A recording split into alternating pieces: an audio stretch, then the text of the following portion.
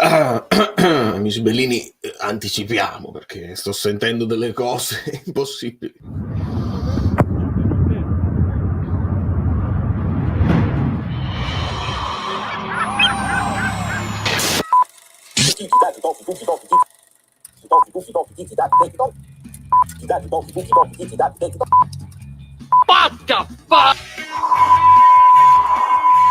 Partire nessuno. Sicuro? Sono sicuro.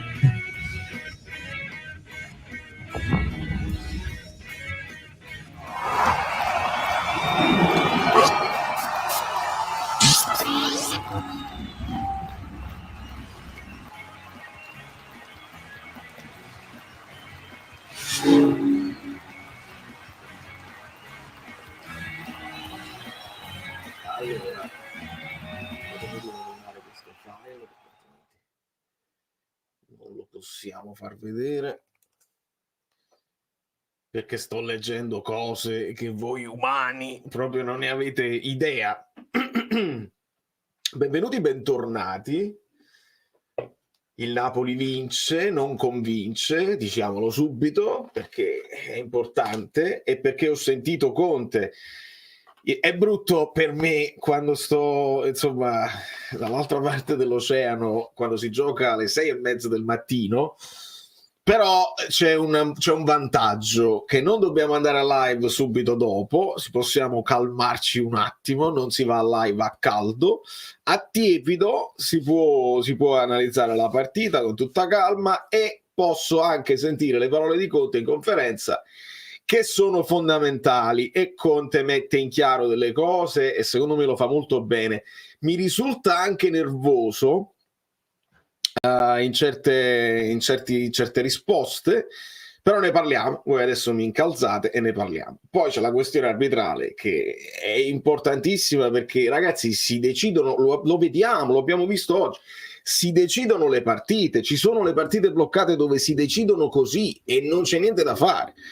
Ma quando leggo in giro che la gente dichiara questo rigore inesistente, c'è un problema proprio di onestà in giro, e io mi faccio il problema, perché ho guardato ieri un pochino in macchina la partita del Milan, poi la partita della Juve, e mi sono posto il problema. Prima di dire il Milan se l'è arrubata così, ho cercato di guardare anche le cose dove l'Udinese poteva finire anche loro, potevano finire anche loro in 10 uomini, e volevo essere il più oggettivo possibile.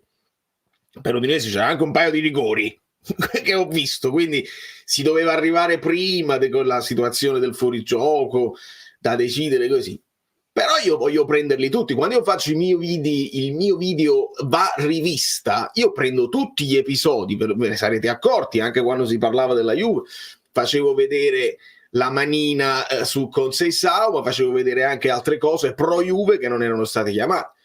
Però quando mi trovo di fronte a internet completa che se ne scende e dice che non è rigore su Politano, io mi sento male. Allora non possiamo fare un'analisi onesta, dobbiamo avere la sciarpa per forza. Se sei un mio competitor devo dire che stai rubando, se invece è la squadra mia devo dire che è così, e non va bene. Se un tifoso della Roma mi dice perché a Baldanzi no e a Politano sì, io sono d'accordo con lui, perché anche Baldanzi era rigore assolutamente, step on foot e poi la gamba. Con Politano succede la stessa cosa, identica, c'è step on foot che si vede, non si vede, c'è l'erba, ma aveva poca importanza per me anche dal vivo. La reaction l'avete vista, l'ho postata prima del tempo.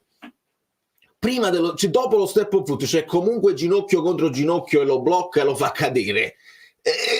Di cosa stiamo parlando? Ma andiamo per ordine. Vi do il benvenuto, avete lasciato molti like preventivi e volevo ringraziare perché in pre-live Vito, vi ringraziamo i supporters. Caprile Clutch al ritorno di Meret resta titolare? È una domanda, è un tema, secondo me non resta titolare. Caprile ha fatto delle buone parate nel primo tempo dove il Napoli ha sofferto un pochino, però ci sono ancora delle cosine, qualche uscita a vuoto, qualche posizionamento che va rivisto.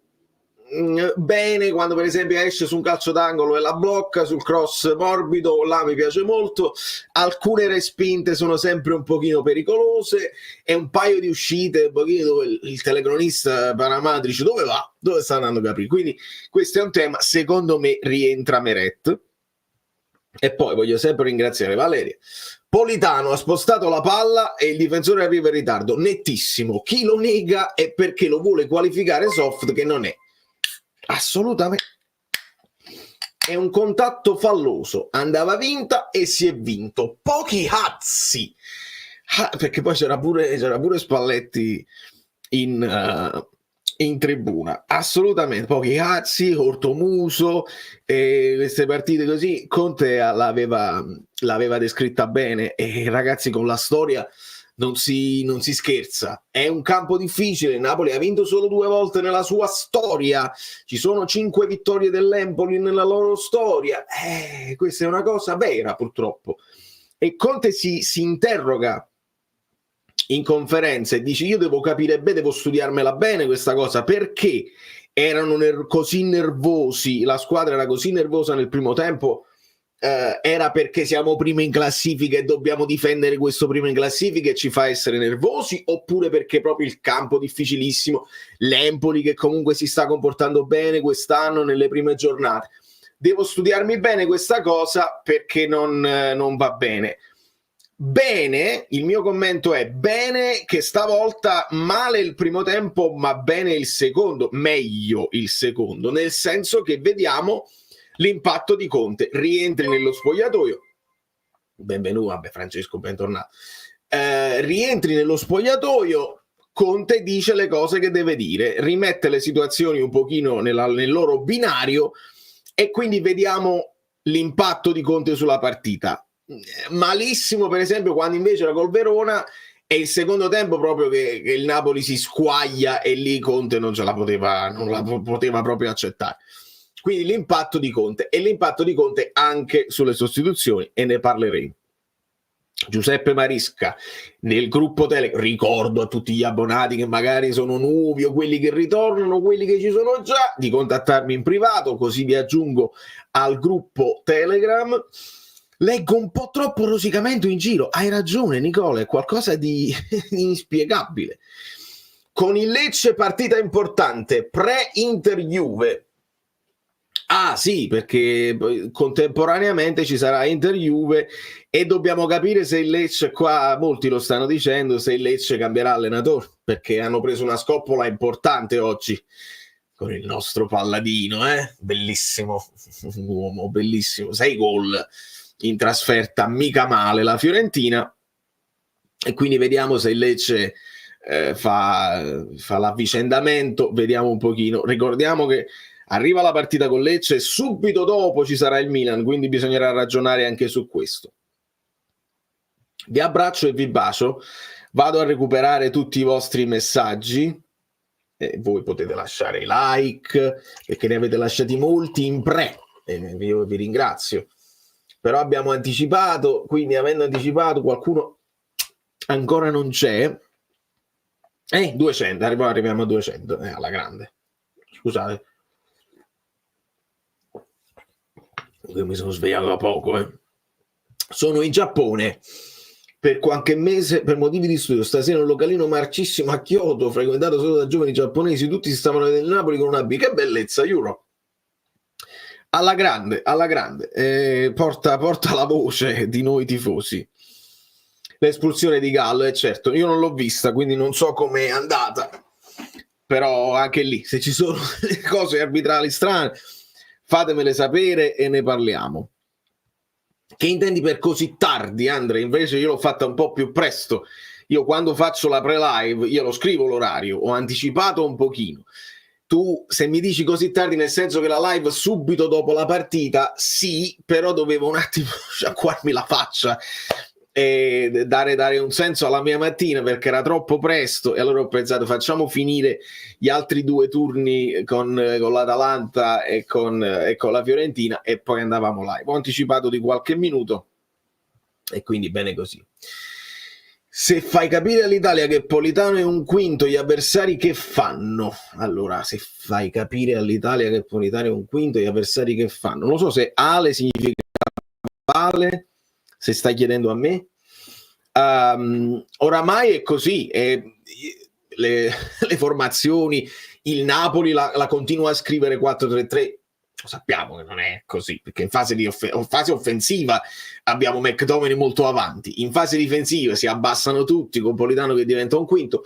Conte l'ha spiegato ancora meglio, quindi non dobbiamo nemmeno nasconderci più di tanto. Conte ci ha parlato proprio in conferenza di 4-5-1 con Politano che doveva fare il mobile, nel senso doveva essere mobile, e a seconda della posizione di Pezzella abbassarsi o stare sulla linea dei centrocampisti. Dopodiché gli fanno proprio la domanda specifica a Conte sulla posizione di Politano. Conte risponde molto piccato, dice abbiamo vinto e aria fritta, il resto è aria fritta. Non mi è piaciuta troppo la risposta, però Conte aggiunge anche un commento, dice non mi dare problemi adesso che sto nella parte della ragione, nel senso che almeno abbiamo vinto, poi lo so che ci sarà, che mi potrete attaccare, mi potrete dire la qualunque quando magari perderemo.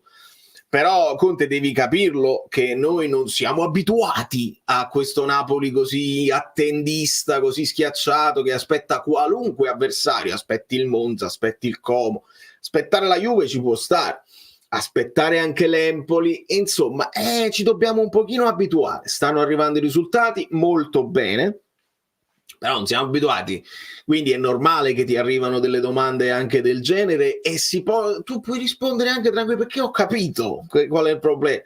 Tu ti sei trovato in una situazione di squadra che convalescente, che veniva da quell'annata, e io qua devo chiudere i rubinetti, non dobbiamo più concedere grandi folate di contropiedi che ci fanno 1 contro 1 e ci fanno gol al primo tiro. Lo capiamo, diccelo proprio chiaramente, cioè l'ha detto, quindi lo deve ripetere. Oggi non l'ha voluto ripetere, ma è così, ci dobbiamo compenetrare. E ha detto una cosa molto importante, ha detto questo è l'inizio di un percorso. Nel frattempo ci godiamo queste vittorie che sono tutto punti in cascina, fieto in cascina, e va bene. Poi si costruisce, lui vede questo progetto nel tempo, adesso bisogna creare la solidità, bisogna creare una squadra che sta là e non subisce. Purtroppo nell'analisi della partita, specialmente del primo tempo, il Napoli comunque subisce. Caprile deve fare delle parate, Vasquez no.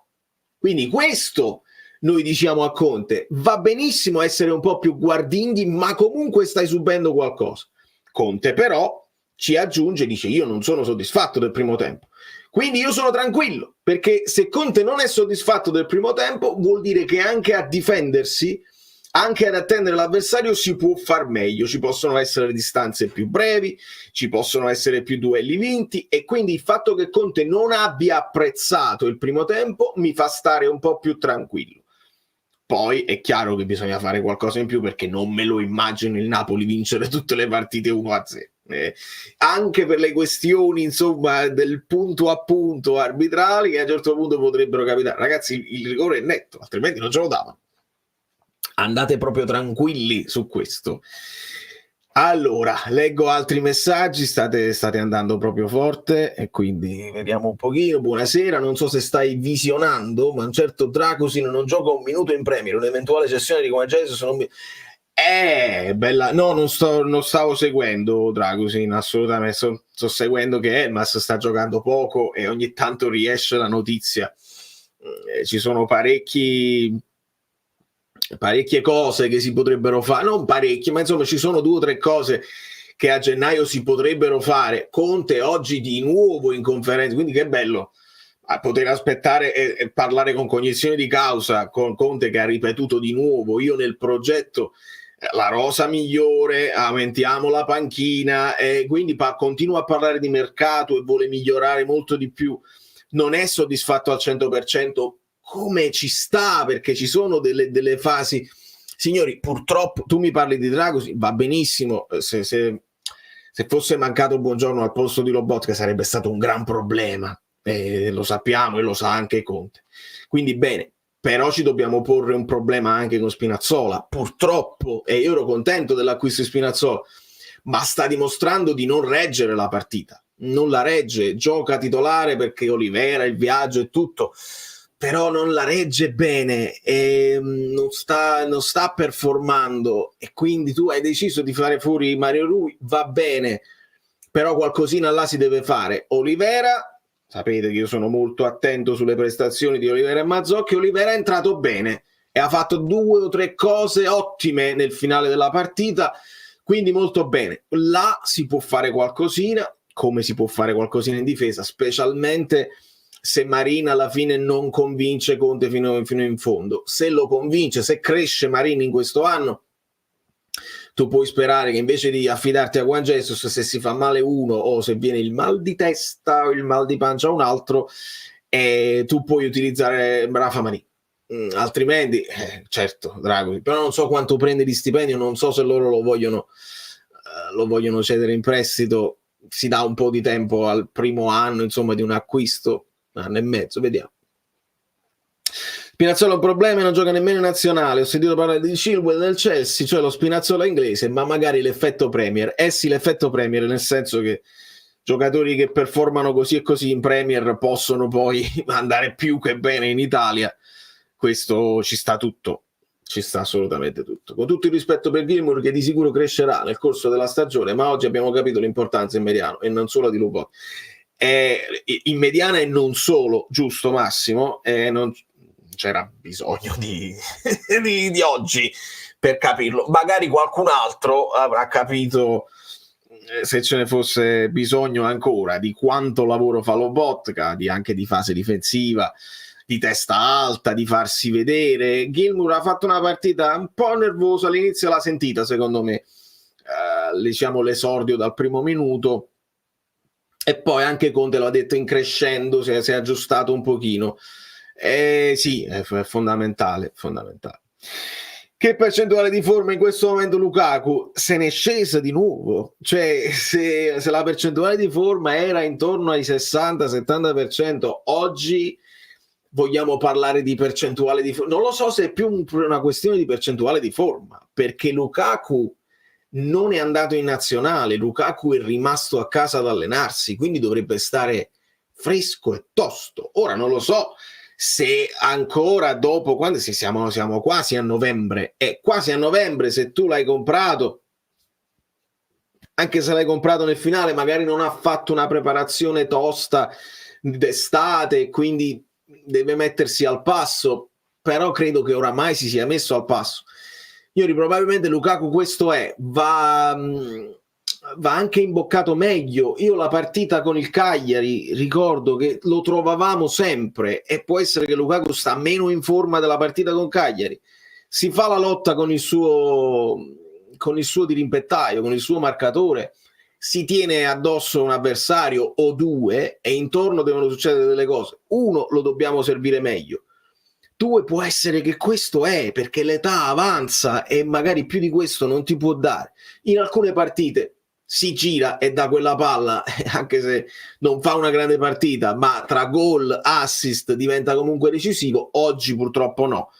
Oggi partita negativa, ma nella partita negativa mi piace sottolineare che Conte non è pazzo, che Conte non è che è innamorato folle e quindi Lukaku lo lascia sempre. Quando è stato? Il 59esimo, quindi non ha aspettato neanche i 75 minuti. 59esimo, entra Simeone ed entra molto bene.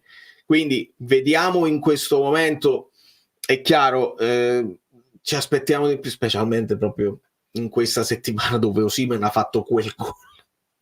È chiaro che il paragone diventa impietoso, però prendiamoci di buono che Conte non è folle, e quindi se vede che non è la partita di Lukaku per un motivo o per un altro, stato di forma o magari avversario più in forma o magari tatticamente non funziona così, Simeone che ti può dare un pochino più di profondità, cosa che Lukaku oggi non ti dà proprio, e Simeone è entrato molto bene, quindi ci prendiamo di buono questo. No, Balotelli no, non me la sento proprio. Se stai parlando dello stato di forma di Lukaku, poi dobbiamo parlare dello stato di forma di no, di Locatelli, di Balotelli non mi sembra proprio il caso. Stiamo parlando di un ex giocatore, un ex atleta. Non mi incuriosisce, è chiaro, perché il personaggio è un talento tutto folle, è chiaro, i gol che teniamo nella testa, ma 10 anni fa, 15 anni fa, non so quanti, meno quanti anni fa, capace di gol straordinari. Vediamo se il Genoa si convince. Neanche loro sembravano troppo convinti, perché dovremmo essere convinti noi, quindi non me la sento proprio. Arriviamo a Bobovina, a quel punto sì, esci da questa chat. Quindi va bene così. Abbiamo privilegiato le vie laterali. Lukaku ha sofferto questo gioco dove la palla ha fatto fatica sì, non l'abbiamo proprio sfruttata questa cosa della palla su Lukaku e poi ripartire tutti compatti, cosa che si può fare meglio. Vogliamo dare un po' di anche di meriti all'avversario, perché tu non hai quelle linee di passaggio verso Lukaku. Perché l'Empoli ti ha aggredito molto alto, quindi senza permetterti di palleggiare. Non hai Lobotka, quindi con Gilmour un po' di difficoltà nei meccanismi, siamo stati un po' più lenti nel giro palla. Loro ci aggredivano molto, quindi non ci davano la possibilità di alzare la testa e trovare Lukaku anche con una pallata addosso. Diamolo un po' di merito all'avversario, perché non giochiamo da soli, e quindi loro sono stati evidentemente bravi a chiudere le linee di passaggio ed evitare che la palla gli arrivasse proprio. Se vai per vie laterali, qualche cross in più, giusto per mettere un po' di apprensione, ci può stare. Io Vasquez, grande portiere, non l'hanno visto proprio, quindi va bene così. Vogliamo parlare di Douglas Luiz sia campo che extracampo? Sì, Francesco, ne vogliamo parlare, ne possiamo parlare. Scusate, è partita la live. Sì, è arrivata la notifica che è partita la live.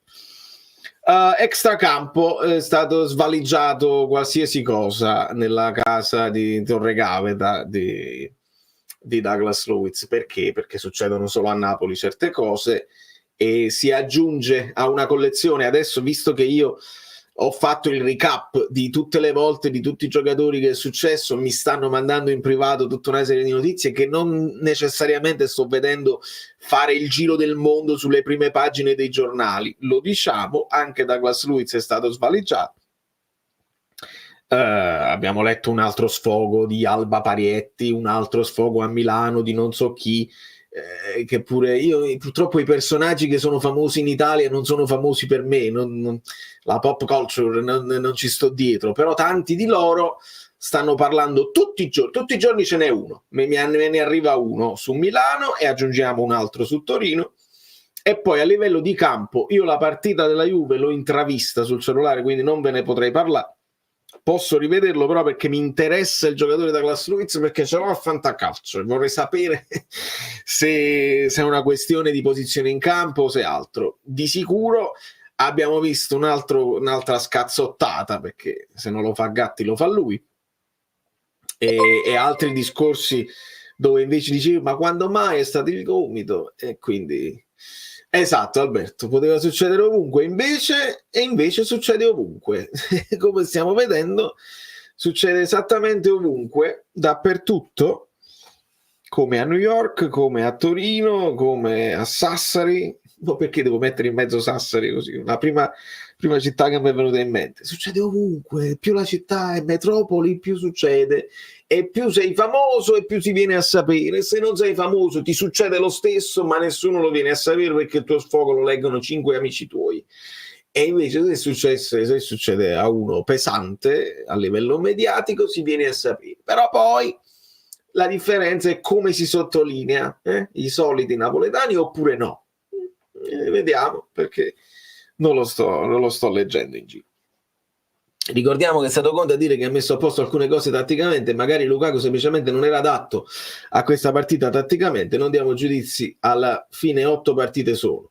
Non diamo giudizi, Dario, se non diamo giudizi chiudiamo tutto. Abbiamo vinto da New York all'Aerofluido e tutto. Invece no, i giudizi li dobbiamo dare, perché fa parte del calcio. Io vi ho fatto il video dove ho detto mamma mia, non ce la faccio più senza campionato, ritorna il campionato, ed ero emozionatissimo. e sono stato anche emozionatissimo nel leggere tutte le polemiche, o rigore, le espulsioni, fallo da ultimo uomo, tutta una serie di cose che ci fanno parlare, se no cappa fa. Però con la calma di chi non deve dare un giudizio definitivo. Ecco, il giudizio definitivo non ha senso. Il giudizio definitivo si dà alla fine del percorso, si dovrebbe dare alla fine dei 3 anni di Conte, se ne fa 3 o di meno o di più. Però 8 partite già sono un bel campione. Possiamo aspettare ovviamente la prossima sosta, nel senso che ci aggiungi il Lecce e ci aggiungi il Milan, perché dobbiamo aggiungere squadre un po' più grosse anche per capire come le affrontiamo. Però possiamo tirare le somme su una cosa: il Napoli studia l'avversario e si mette in base all'avversario. Conte è stato chiarissimo, ha detto Pezzella, se Pezzella sta così, e la domanda è stata pure un po', ecco perché lui risponde piccato, perché nella domanda dicono con tutto il rispetto, ma Pezzella non è Teo Hernandez. È proprio il paragone per finta che faccio io durante la reaction. Dice Pezzella pare Teo Hernandez perché è così forte, così ci entra da tutte le parti. Per Conte Pezzella è Teo Hernandez, e questo deve dichiarare ai ragazzi, perché i ragazzi l'anno scorso evidentemente hanno pensato vabbè Pezzella, e lo pensi una volta, lo pensi 2 volte, noi siamo i campioni d'Italia, lo pensi 3 volte, perdi, pareggi, ne perdi un'altra, una la vinci, poi un'altra la pareggi, ne perdi altre 2, è stata buona. E invece Conte ha capito, Pezzella è Teo Hernandez, quindi si tiene in grandissima considerazione e si organizza la squadra, si studia il piano gara in base ai punti di forza. Io questo penso sia stato la grande differenza che vedo adesso tra Conte e Spalletti. Conte sta studiando i punti di forza delle avversarie, Spalletti studiava i punti deboli da sfruttare delle avversarie. Sicuramente lo fa anche Conte, però in questo momento mi sembra che il Napoli questo sta facendo. Cioè, qual è il punto di forza? Pezzella sta andando molto, è uno che mette tanti cross, attenzione, Pezzella, Politano si fa tutta la fascia e deve stare attento su Pezzella. Quindi questa è la cosa. Sul fatto di Lukaku, sicuramente che può essere che lui l'ha studiato in un certo modo, non funziona e cambia, perché non mette Raspadori. Lo so che il paragone Raspadori-Lukaku è difficile da capire, ma è quello che ti mantiene un po', che viene incontro come dovrebbe fare Lukaku. Mette Simeone, che è un giocatore che ti dà più la profondità, e quindi in quel caso lui ha capito, forse il secondo tempo me lo posso giocare anche diversamente. Quello che purtroppo non ha dato un grande apporto alla partita per me è stato McTominay. È lui che mi è venuto a mancare. Nel secondo tempo non l'ho visto proprio. Secondo tempo dove è migliorato il Napoli, McTominay non l'ho visto proprio. Ha fatto qualche apporto, ha fatto un tiro così, però all'interno della gara è solo questo che voglio chiedere a Conte. Più che chiedergli di Politano che deve difendere, abbiamo capito che è così. C'è un modo di sfruttare un pochino di più McTominay all'interno del giro palla, della costruzione di gioco, o quando attacchiamo McTominay deve andare per forza a fare la punta? Perché mi sembra di non sfruttarne appieno le caratteristiche. Secondo me può dare di più McTominay, e questo lo dobbiamo vedere. Allora, se dovesse partire Kvara, fai che entrano 80 milioni. Ma no, io qualche minutino per Bonni del Parma li butterei, cambierei il sistema di gioco, fuori Kvara, dentro Raspa, Oneres, 3-5-2, Raspadori a potenziale. Sono d'accordo su Raspadori a potenziale, ma se prendi Bonni, certo, ho capito quello che dici. Tu dici Lukaku Raspadori, per dire, nell'attacco a 2, se Lukaku non ce la fa, c'hai Bonni, che come caratteristiche più si può avvicinare. Bel gol che ha fatto Bonni di tacco. Sì, certo, ad oggi rispetto a un Raspadori ci metterei Neres. Tu hai preso Neres, ragazzi, purtroppo non posso fare a meno di pensarlo, anche nella possibilità che con Kvara non trovi un accordo, che lo trovi o non trovi un accordo, ti può arrivare l'offerta che non riesci a rifiutare. Kvara dice sì, io la accetto e devi farci il conto, e almeno hai preso un altro che dribbla e un altro che ti può creare la superiorità numerica come è Neres. Quindi ad oggi via Kvara, subito dentro Neres, qualche milioncino per Bonni ce la vedo proprio alla grande. Allora, ciao Vale, buondì. Ci siamo sporcati le mani, anche i pantaloncini e le magliette. Hai visto Kvicia tutto sporco di erba e terra? Avanti così Kvicia. Sì, l'ho visto, vabbè, ha fatto la solita partita, non in grandissima forma, onestamente, un pochino le famose polveri bagnate, si dice, su Kvara.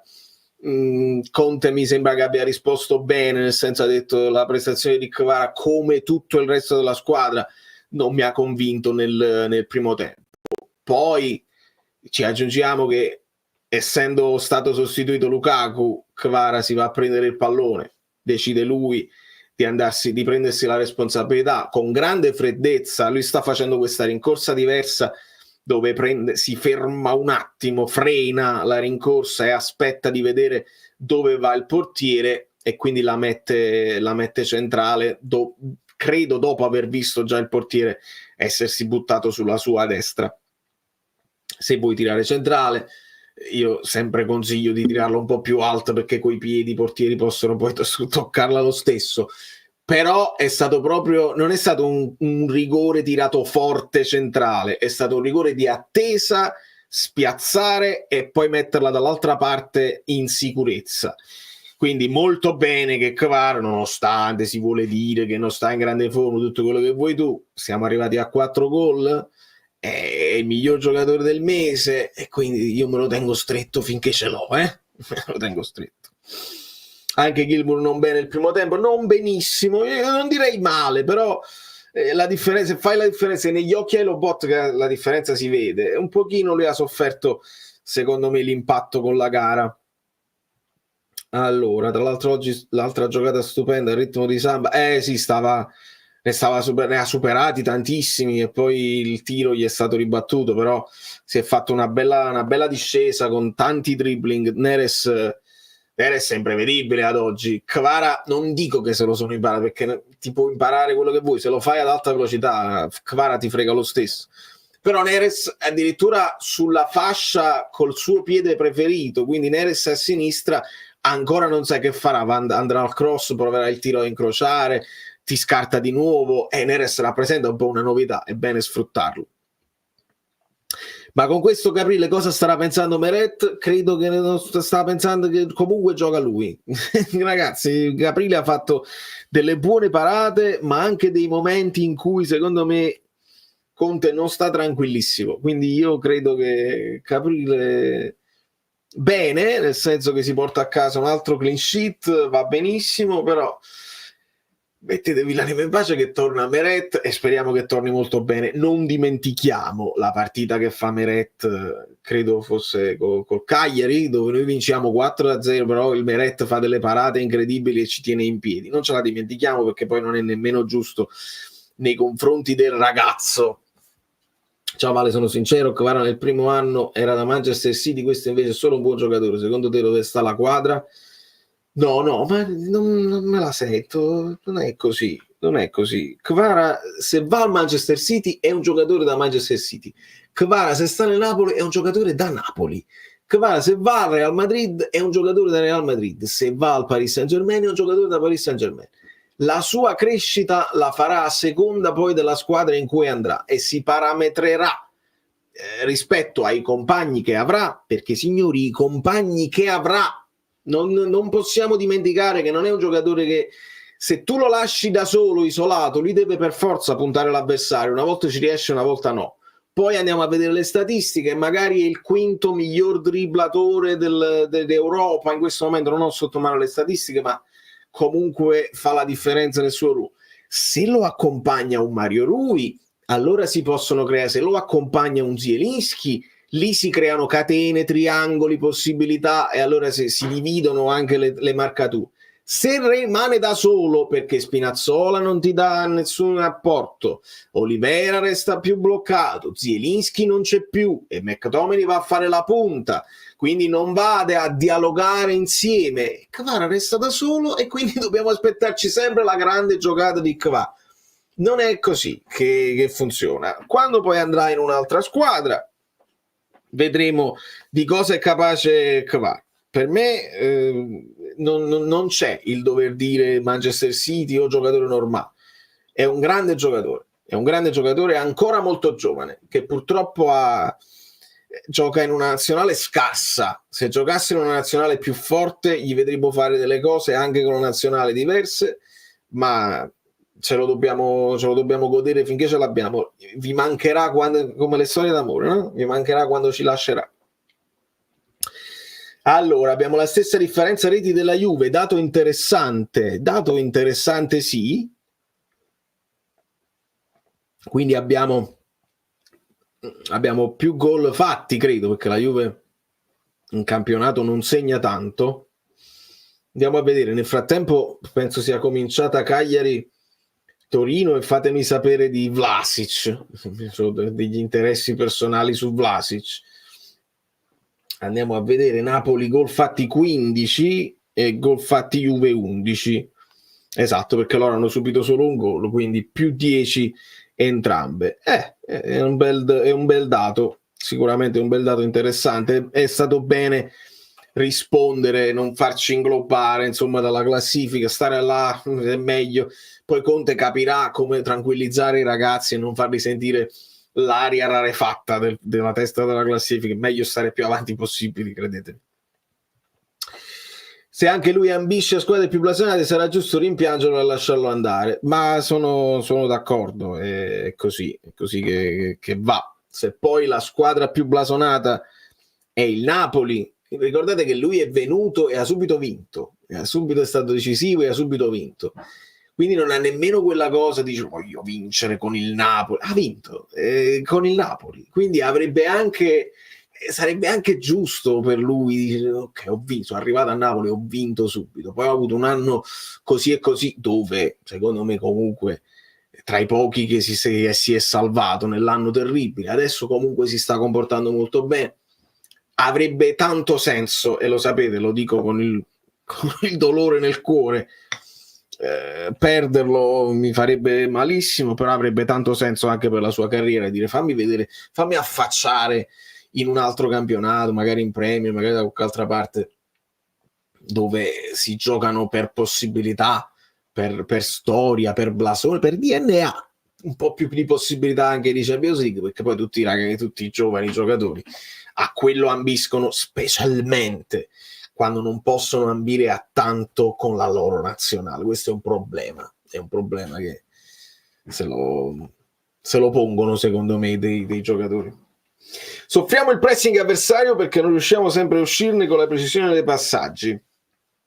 Sì, anche al contrario, cioè non riusciamo a uscire con la precisione dei passaggi perché soffriamo il pressing avversario. Oggi specialmente. Faccio mio un termine, una frase di Fabio Versatile quando dice si sono spesi tutta la mazzetta, cioè nel senso hanno dato tutto, di solito capita, no? Con le squadre, le avversarie del Napoli danno tutto contro di noi, magari strappano un pareggio, strappano un punto e poi perdono clamorosamente la partita successiva.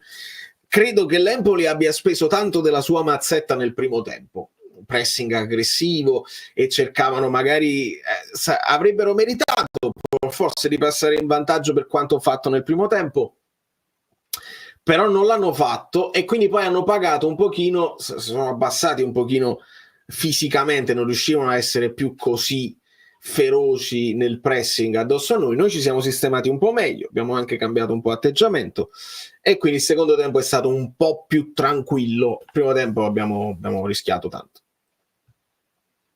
Raffaele, e come dicevi tu in un video più volte, quanto è bello Oriali, abbiamo un grande spogliatoio con uomini utili al posto giusto, dove senza una squadra perfetta va bene comunque. Sì, qua è il fare di necessità virtù, quando non sei ancora la squadra che vorresti. Io non credo che Conte... La conferenza di oggi è molto importante, io forse domani sì, faremo l'analisi tattica, parleremo di campo, ma le parole di Conte sono molto importanti perché la sua insoddisfazione nel primo tempo è ottima, perché io non credo che quando noi diciamo, e lo diciamo per il bene del Napoli, con l'amore nel cuore, dici ma ancora non mi convince questa squadra, perché siamo così bassi, perché soffriamo l'avversario, anche avversari piccoli. Non credo sia la volontà di Conte di soffrire gli avversari piccoli, non credo che sia il piano gara, dici mettiamoci là e soffriamo. Conte vorrebbe fare di più e quindi il fatto che il primo tempo non l'abbia soddisfatto affatto e ha tuonato negli spogliatoi come ha tuonato in conferenza stampa, mi fa stare più tranquillo, nel senso, dico, questo è l'inizio di un percorso lungo, sta sistemando, sta mettendo le toppe dove prima facevamo acqua e prendevamo gol da tutte le parti, dopodiché si lavorerà sui punti deboli dell'avversario, si lavorerà per creare di più. Ricordate una frase di Spalletti quando Spalletti parlava della difficoltà di preparare tante partite, ma specialmente per noi. Perché? Perché Spalletti diceva: è più facile se tu ci aspetti, se tu sei il nostro avversario, l'avversario del Napoli, aspetti lì, è una partita più facile da preparare. Sai già con quali sono il modo in cui attacca il Napoli e prepari una partita di attesa. Invece preparare una partita sui punti deboli dell'avversario e creare cose nuove sempre, che Spalletti lo diceva sempre, abbiamo fatto ancora niente, dobbiamo sempre creare qualcosa in più, qualcosa di nuovo. La squadra è perfetta, dobbiamo fare di più, perché la perfezione se la sono studiata. Quindi Spalletti diceva: è più facile fare preparare la partita di attesa. Può essere che Conte si sia guardato nello specchio, abbia guardato la rosa, dice: prepariamo la partita di attesa che in questo momento è più facile, poi quando mi sentirò più sicuro della squadra che non prende acqua, che fiuta il pericolo, scusate la frase, poi prepariamo anche qualcosa di più interessante, di variegato anche in attacco. Per ora non riusciamo a farle tutte e due le cose, la famosa coperta corta, se sposti di qua poi ti scopri di là, e quindi questo è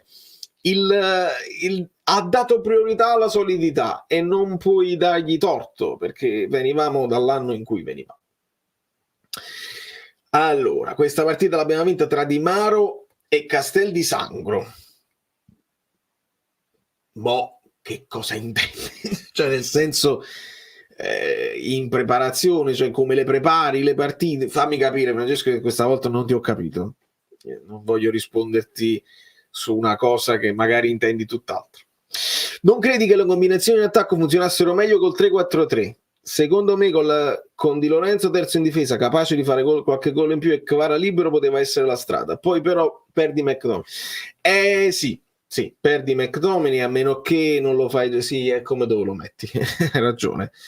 Guarda, abbiamo studiato, ecco, il tornare anche a quello che diceva Francesco prima, cioè tra Di Maro e Castel di Sangro. Abbiamo lavorato su quel 3-4-3 tantissimo, e quindi tutti gli sviluppi di gioco si era lavorato con i 2 trequartisti, così, tutte cose che adesso abbiamo molto di meno, perché se aspetti e poi riparti con posizioni dove Politano non fa più il trequartista, lo possiamo dire tranquillamente, sta facendo il terzino, e quindi Di Lorenzo ti resta a braccetto, però non trova più il filtrante per Politano. Me lo ricordo benissimo nelle amichevoli, Di Lorenzo testa alta, filtrante direttamente rasoterra per il trequartista Politano, che già si trova al centro e può legare con Kvara, eccetera eccetera.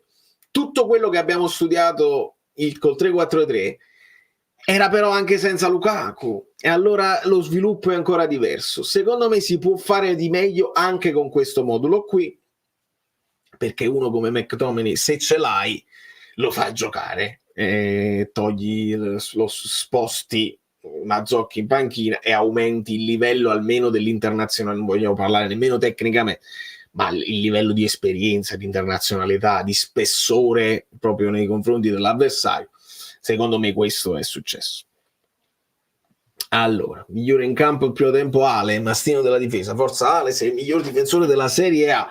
Sì, Buongiorno senza dubbio, è stato il migliore, ha avuto anche un'occasione di testa sul calcio d'angolo, preciso nelle chiusure, attento, non si fa superare facilmente, ed è anche grande leader. Ve lo farò vedere domani, c'è un frame dove Olivera nel finale della partita si prende un fallo molto importante a centrocampo e ci fa respirare. Buongiorno si fa la corsa per andare ad esaltare Olivera, bravo, perché Buongiorno ha capito, e si vede che c'ha leadership, e il capitano del futuro, no? L'ha detto Conte, lo intravedo, se Buongiorno vuole rimanere a lungo con noi. è uno di quei giocatori che ce l'ha dentro di sé, ha giocato molto bene, probabilmente il migliore, perché mi guardo intorno e sì, il migliore lui, forse mi è piaciuto tantissimo come è entrato Simeone, alla fine Olivera per me voto alto per come chiude la gara. Gli altri malino onestamente, è chiaro, Politano si prende il rigore, quindi è importante alla fine, al fin del risultato, però sì, secondo me Buongiorno tra i migliori in campo. Allora, però molti non leggono la chat, ma seguono solo, lo deve dire già, i like, ragazzi, qualcuno aveva scritto, ecco qua, solo 306 like, sì, chiedo scusa a quelli che l'hanno già messo. Ragazzi, voi altri, ragazzi e ragazze, vi siete dimenticati il like, mettetelo un attimo, dai. Io leggo, a proposito i vocali. E che credevate che solo perché abbiamo fatto la live un po' di tempo dopo non c'erano i locali? I vocali. Questo è il match day. I vocali. Napoli, storia di un grande amore, il mare che abbraccia il cielo, è il nostro desiderio, fino alla fine ragazzi, forza Conte, forza Napoli. Nando, sì. Poi mi sono anche divertito, insomma, ho rispolverato la foto, dove sta? L'avevo messa... non ve la posso far vedere, non ve la posso far vedere un po'. Forse ve la posso far vedere, devo solo fare un cambio che si chiama Napoli 2025, perché quando non si sapeva ancora la maglia, erano delle ipotesi, ed è questa cosa. Perché in effetti, sì, vedi, si vede pure il fino alla fine sul colletto. E non è perché qualcuno, io l'ho postata poi sugli altri social, e non è perché abbiamo vinto col rigore inesistente, non avete capito.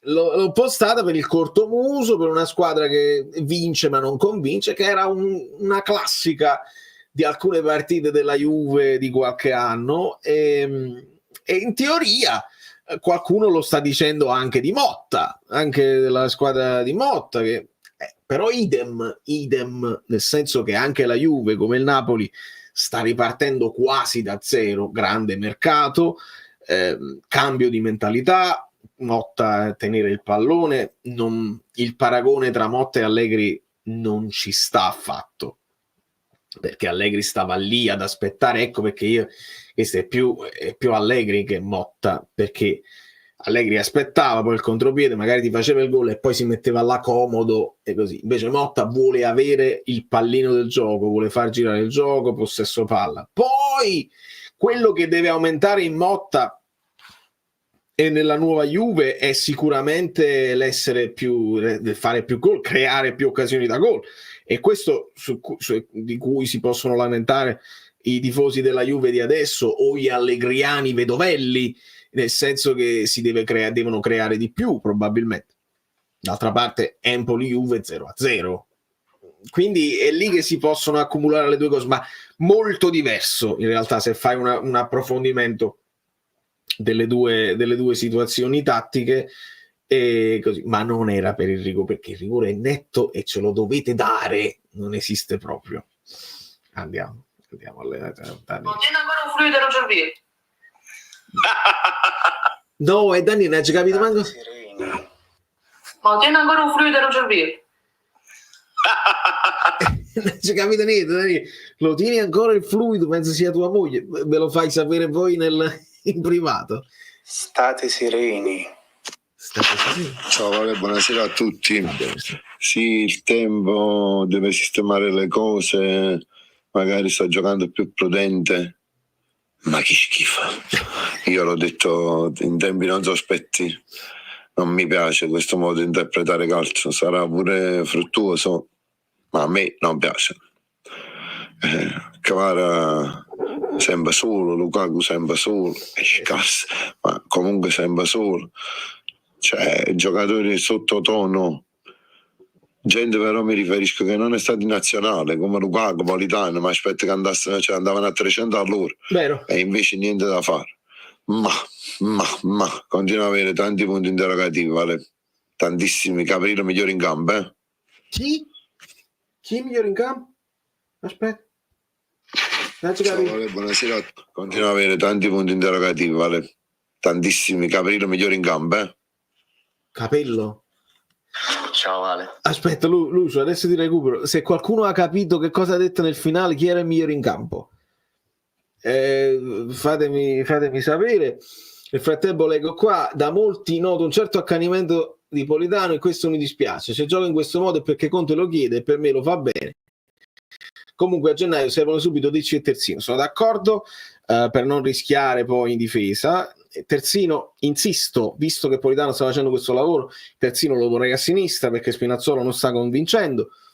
E sì, l'accanimento nei confronti di Politano è anche nella voglia, credo, nella voglia di vedere i nuovi acquisti che sono arrivati, in primis Neres.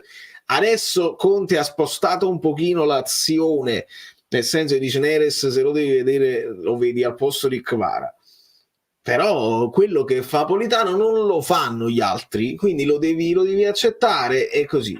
Può dare di più, può fare qualche cross in più migliore, però è giusto quello che dici, nel senso che se gli è stato chiesto guarda a Pezzella e preoccupati di Pezzella, la coperta è sempre quella, non puoi fare sia l'offensivo che il difensivo, così. Gli hanno dato una priorità e lui la sta portando a termine. Nel frattempo si è pigliato un rigore, quindi prestazione positiva nei confronti. Caprile ha detto, bravi, ok. Caprile migliore in campo, sì, hai ragione, nel senso ho individuato in Buongiorno il migliore in campo dei 10, insomma, dei giocatori di movimento.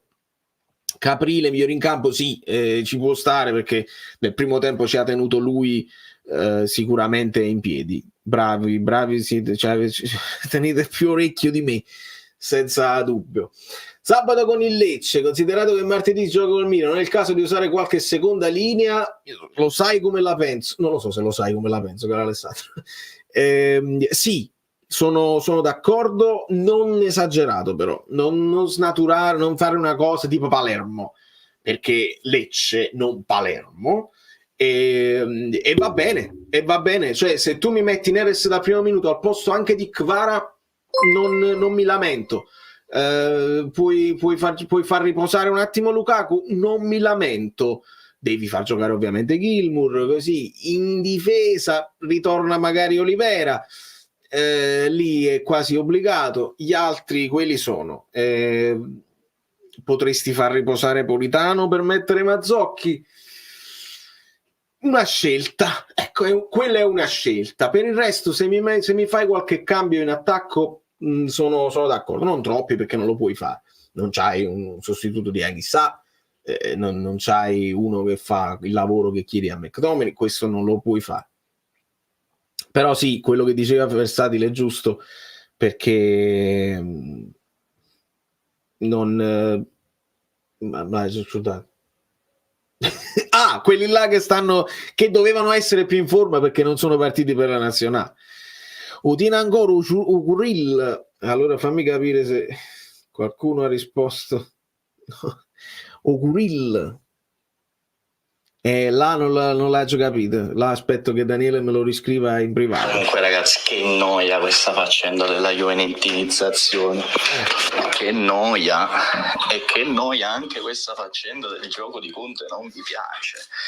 Ma me lo sta dicendo lui, è un cantiere, sta mettendo le basi, vuole la solidità. Poi se tra 10 partite continua a giocare così, ne parliamo. Tra 10 partite però, perché per me c'è la storia del calendario, cioè Conte secondo me ha sistematicamente deciso di fare le prime 10 partite così, perché erano quelle che si potevano fare così. Detto questo, mi fate venire voglia di diventare risultatista. Ciao Vale. Adesso arrivo anche da Francesco. Sì, il fatto del cantiere sì. Io poi, al di là del calendario, secondo me le prime partite, io sono d'accordo sul fatto che lui le prime partite le voleva fare più blindato, più accorto e rischiare il meno possibile, al di là degli avversari, perché lo abbiamo visto, al di là degli avversari non è che si è scoperto con le squadre più piccole e con le grandi si è messo lì, con la Juve si è messo lì così. Anzi, con la Juve lui ha cambiato modulo perché è entrato McTominay delle rotazioni, ma ha continuato a fare con quest'altro, col nuovo modulo, anche con il Bones, anche con l'Em. Quindi al di là degli avversari sono queste prime partite, poi dopo vediamo se cambia o se non cambia. Vorrei sottolineare che questa è la seconda, terza vittoria consecutiva della stagione, con Lecce potrebbe essere la quarta.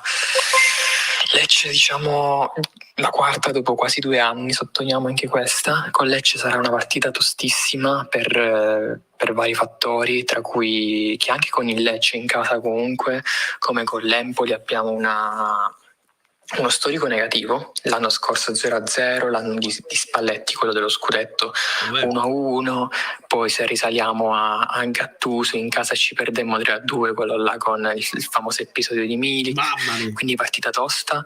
E voglio sottolineare anche una cosa che sottolinea anche Guido se ci sarà, ovvero che con il Lecce ci sarà lo stadio sold out, con l'Atalanta si sta andando verso il sold out, praticamente quest'anno si sta costruendo il Fortino, lo stadio Diego Armando Maradona. E sarebbe buono addirittura non perdere neanche una partita quest'anno in casa, non dico diciamo vincerle tutte, ma non perderle, quindi magari al massimo pareggiarle. A tutti amici bellini, ciao Valerio. Arrivo anche da Time Paradox. Sì, creare, questa è una cosa che al di là di in casa o fuori casa è uno dei cambiamenti che Conte ha portato sicuramente, nel senso che ci devono rispettare di più, non siamo la squadra con la brodo che tu ti guardi i primi 5 minuti e poi dici andiamo, attacchiamoli che sono vulnerabili. Quest'anno abbiamo dimostrato sì di rischiare qualcosina, ma di saper soffrire meglio, se vogliamo, questa famosa frase, il saper soffrire, nel senso che subisci ma non subisci gol, puoi subire l'iniziativa dell'avversario ma non subisci necessariamente gol, e questo può essere frustrante per gli avversari che ti attaccano e non risolvono niente. Quante volte siamo stati frustrati noi da quando avevamo il possesso di palla 70%, 75%, stai là, tiri e non segni, oppure te la passi e non riesci a tirare. Possiamo creare noi questo problema agli avversari sicuramente, se creiamo ancora di più in casa questa sensazione di qua non si passa, ancora meglio. Allora quindi Uguril si intendeva i capelli legati, la coda, sì, sta sempre qua, non c'è nessun problema. E fatemi recuperare perché sono volate 2 super chat, fammele recuperare un attimo. Eccolo qua, c'era Phoenix Fire che diceva vedremo mai la 77-7 secondo te, al di là della tattica? Lo spero tanto, Phoenix, nel senso che quei pochi minuti che li abbiamo visti insieme facevano calcio, è la tecnica pura, nel senso 2 che parlano la stessa lingua possono scambiare in velocità, dove li vai a recuperare, gli avversari a chi si vanno a prendere. Quindi l'accoppiata Neres-Kvara con uno davanti che può essere chiunque, Lukaku che fa sportellate, loro che giocano a pallone vicino, spero di poterli vedere presto. Ho il dubbio che li vedremo solo in situazioni di estrema difficoltà, magari quando dobbiamo recuperare una partita e allora metti più attaccanti insieme. Purtroppo in questo Spalletti, dico Spalletti perché Conte ricorda un po' lo Spalletti del primo anno che non voleva utilizzare Mertens insieme agli altri con Osimhen, così, quindi un pochino equilibrio, cioè gli allenatori che vogliono l'equilibrio. Io spero che Neres ti porterà, perché Kvara lo fa questo lavoro, altrimenti non giocherebbe, perché l'ha dimostrato Conte che non guarda in faccia a nessuno, non guarda in faccia neanche a Lukaku, figurati se guarda in faccia a Kvara. Quindi Kvara un certo equilibrio te lo dà. Se te lo comincia a dare anche Neres, non dico tutto il lavoro di Politano, ma se ti rimetti a posto con il 3-4-2, quindi Neres non deve fare tutta la fascia, la fa Mazzocchi tutta la fascia per esempio, o la fa Di Lorenzo, allora spero un giorno di poterli vedere insieme. e recupero Luigi che non mi ero perso. Il direttore sportivo juventino ce l'abbiamo, l'allenatore juventino ce l'abbiamo, corto muso con rigorino pure ce l'abbiamo, una maglia a strisce bianche e azzurre, la metamorfosi è completa. Tra l'altro la maglia a strisce bianche e azzurre mi ricorda la versione argentina che era bellissima, così, poi senza dover rispolverare questa qua che mi sembra un po' estrema. Però sì, sicuramente io ve lo dissi, non siete pronti a quello che sta succedendo in questa società, e ringrazio tanto Luigi per il supporto. Phoenix, Kvara, Lukaku, Neres, questo era più o meno, hai sviluppato la frase, la richiesta di prima, tipo gennaio, li vedremo mai, vittoria importante, comunque ciao, lei, un abbraccione a te, vittoria non importante, importantissima. Il campo difficile, il campo storicamente difficile, e di nuovo una terza, aiutatemi che forse mi può aiutare Guido più tardi, è di nuovo una terza vittoria consecutiva, o sbaglio? Nel senso che abbiamo fatto la sconfitta col Verona, poi 3 vittorie consecutive e siamo a 4, poi il pareggio con la Juve, siamo a 5 e queste 3 con l'8ª. Dovrebbe essere così, quindi è proprio importante, perché quello che ti dà la continuità, il macinare i punti e poi ogni tanto qualcuno inciampa, questo è importantissimo. Francesco, intendevo la preparazione fisica, quindi l'abbiamo vinta tra Di Maro e Castellisangro nel senso di preparazione fisica. Sì, secondo me fisicamente stiamo reggendo, ci facciamo tutta la partita, stiamo sul pezzo e non è un problema. L'ho letto in giro, questa partita non l'avremmo mai vinta l'anno scorso. È facile quest'anno dirlo, perché l'anno scorso non vincevamo nessuna partita, cioè è veramente difficile ricordarci di grandi partite con grandi vittorie. Preparazione fisica sì, mi aspetto qualcosina in più da quelli là effettivamente che magari non sono partite per le nazionali, aspetto qualcosina in più da Lukaku onestamente, perché Politano sta bene, resiste, la resistenza ce l'ha, si sta facendo tutto questo lavoro. Da Lukaku ovviamente, che però non l'ha fatta quella preparazione fisica, è chiaro che dobbiamo aspettarlo un pochino. -7, -2 sui like, siamo a -2 dai 10 punti in 5 partite. Esatto, Mirko, sei molto attento. Allora, cerco di essere rapido. Vai. Alcune considerazioni. Primo tempo chiaramente male, ma tutto questo pessimismo 3-0 per l'Empoli e tutto il resto anche no, perché tiri importanti sì, ce ne sono stati, ma non clamorosi.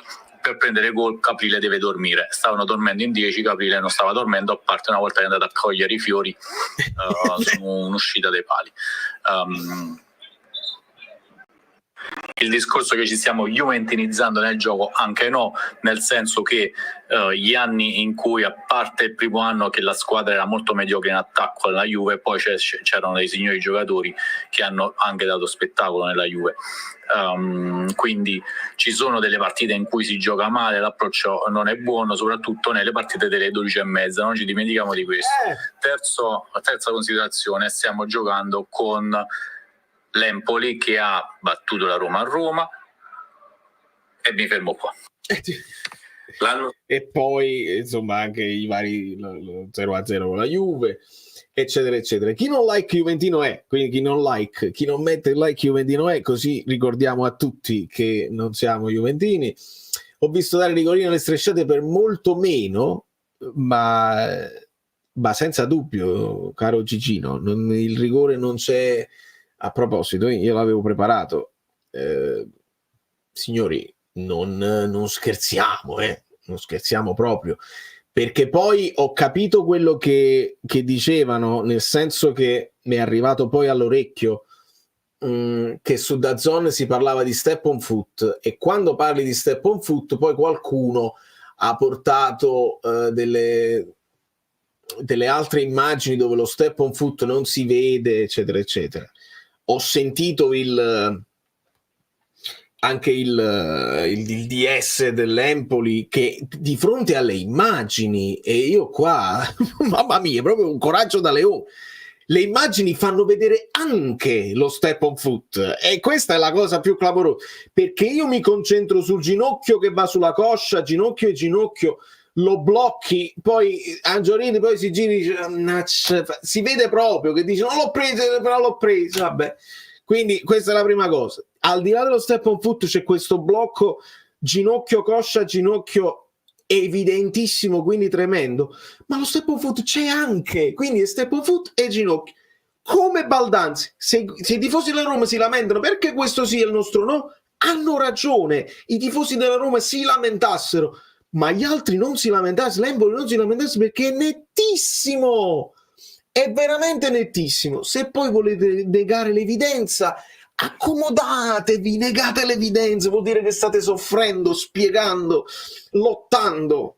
È una cosa che mi fa, Twitter è un posto violento, però ci sono alcune frasi su Twitter che mi fanno molto sorridere. Questa me la sono sognata di notte, mi sono fatto tutta la notte, stai spiegando, è una cosa che mi fa impazzire quando ci sono i mucho texto, no? Gente che scrive pezzi di articoli lunghissimi per spiegare, per dimostrare, per cercare di arrivare al punto, e il commento serafico, stai spiegando, nel senso ti stai arrampicando, stai cercando una spiegazione, stai spiegando.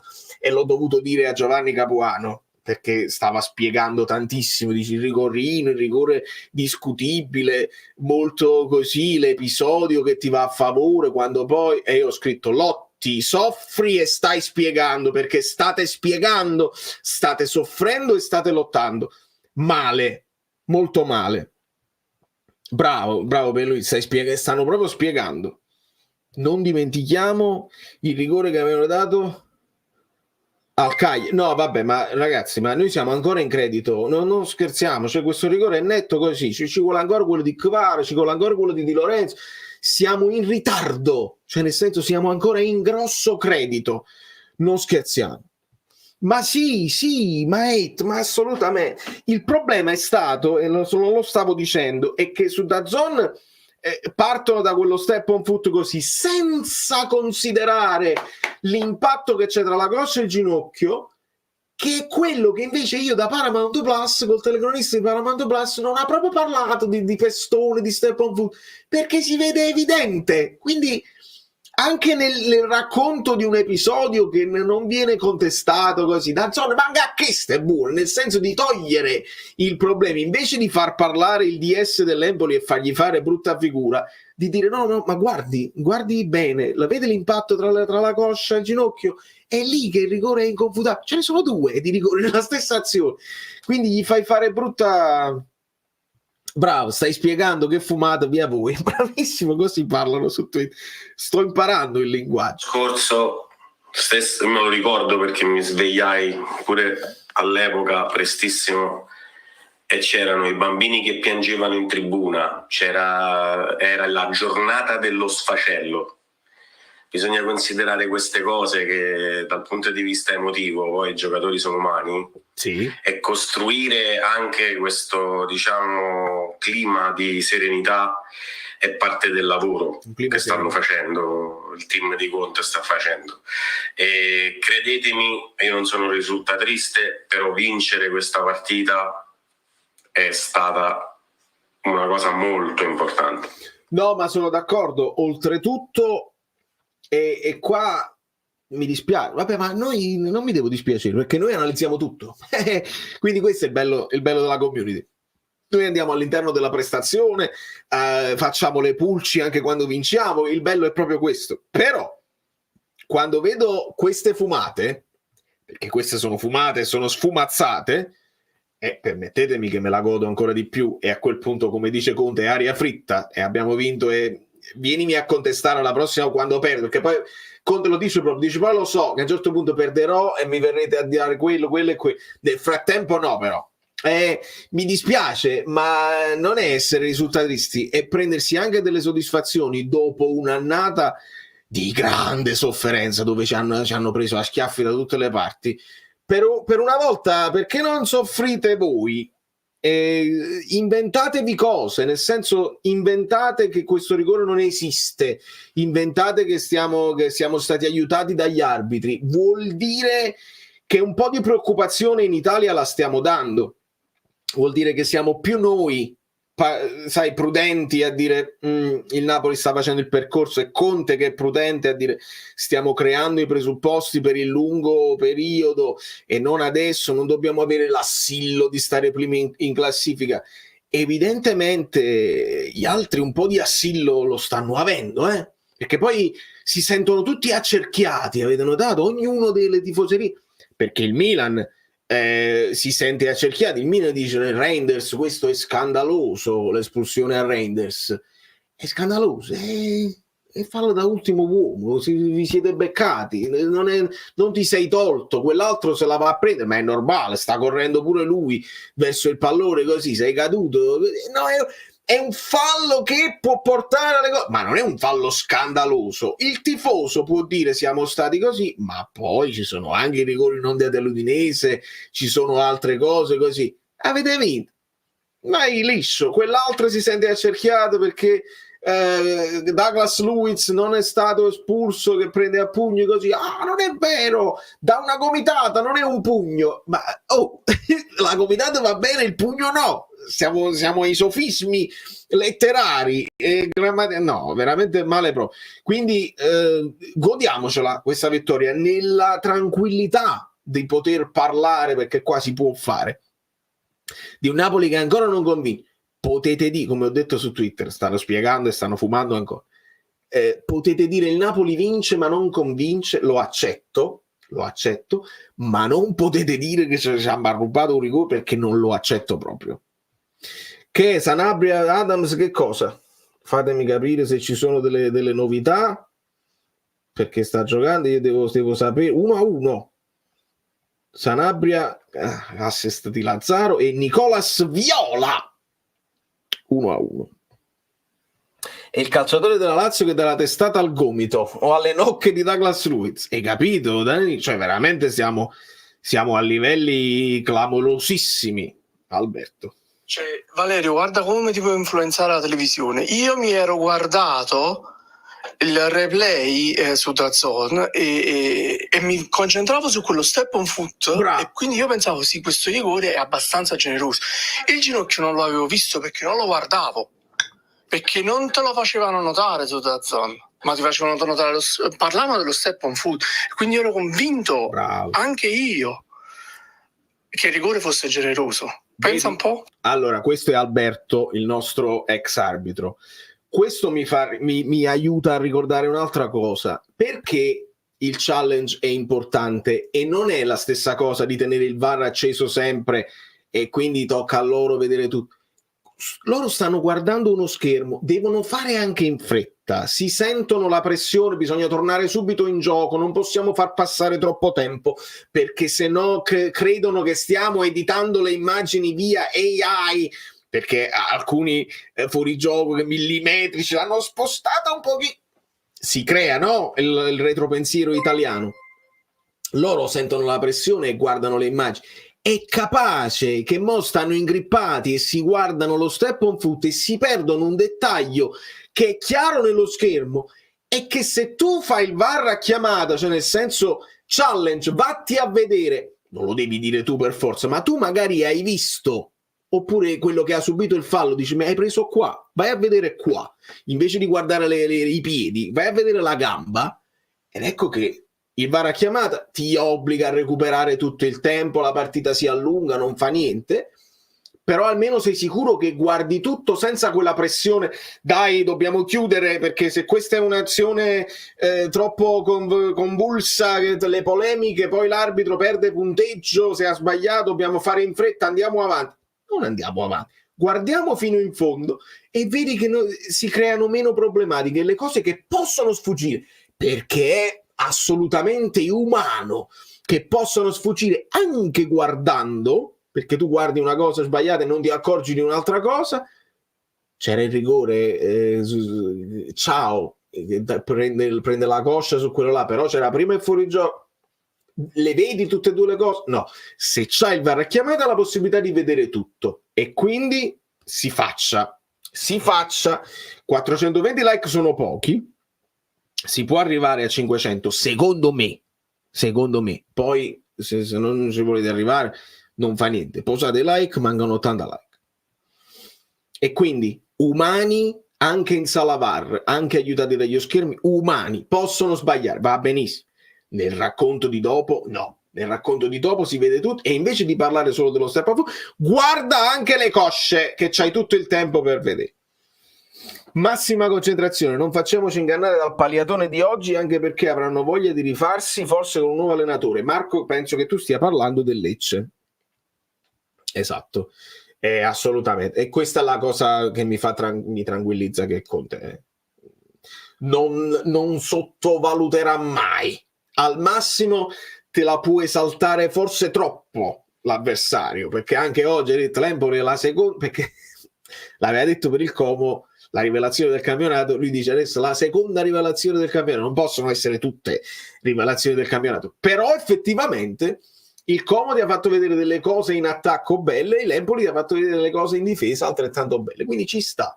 E so che Conte, anche esagerando, ti dirà guarda, il Lecce in botte, soprattutto se cambia l'allenatore, aiuto, se cambiano allenatore, aiuto, nel senso che potrebbero cambiare modo di giocare, chissà se fanno le stesse cose, se i giocatori sono quelli, se si va ad affrontare un'altra squadra.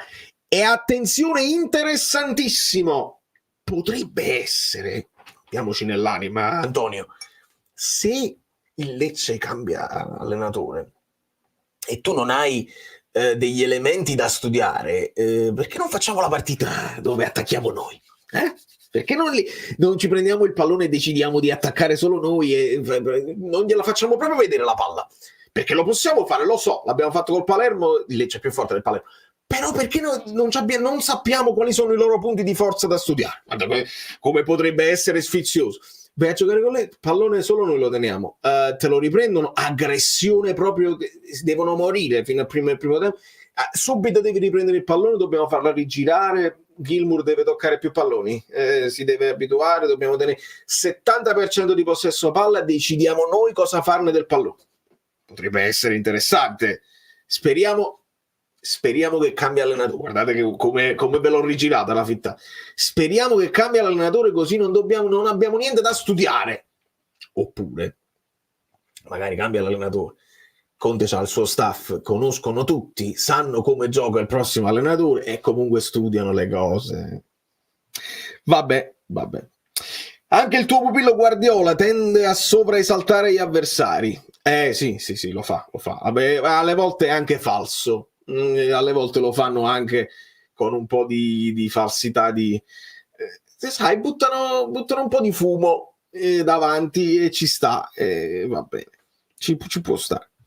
Con Lecce mi sforzerei di fare una coppia Marin buongiorno, aia, qualcuno dei due di DC potrebbe riposare, tutto forse ci sta come discorso, non me la sento, però posso avere un po' di remore. Non voglio dare troppe responsabilità, perché poi se scivola su una buccia di banana l'abbiamo perso completamente fino alla fine della stagione. E Marin lo farei entrare in una partita che stai vincendo 3-0 e lo fai entrare nel secondo tempo e si fa una ventina di minuti in tranquillità, così prende più confidenza. Non lo vorrei mettere subito dall'inizio, perdonami.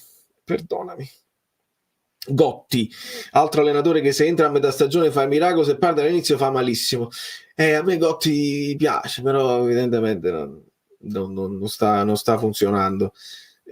Poi pure io non devo essere innamorato delle mie cose. Con Palladino mi sta andando bene, che sta funzionando e ecco, una cosa che mi sfizia è se la Fiorentina arriva davanti al Bologna, cioè Palladino arriva davanti all'Italiano, mi sfizia come cosa, perché tra le varie cose tutti dicevano l'Italiano, Gasperini, Pioli, cose, tra tutti a quel punto io mi piglierei Palladino, però con la consapevolezza, l'ho sempre ripetuto, che è meglio un allenatore con esperienza, perché deve essere credibile con i ragazzi. Ma se mi devo guardare le squadre avversarie rispetto a un italiano che sta diventando un po' la macchietta di se stesso, gli fanno anche delle grandi baggianate i suoi difensori. Casale ne ha fatta una che veramente, se l'avesse fatta Juan Jesus saremmo tutti andati in Brasile a fare i ragazzi venuti dal Brasile, la fa Casale, però Palladino mi piace, rispetto all'italiano mi piace di più.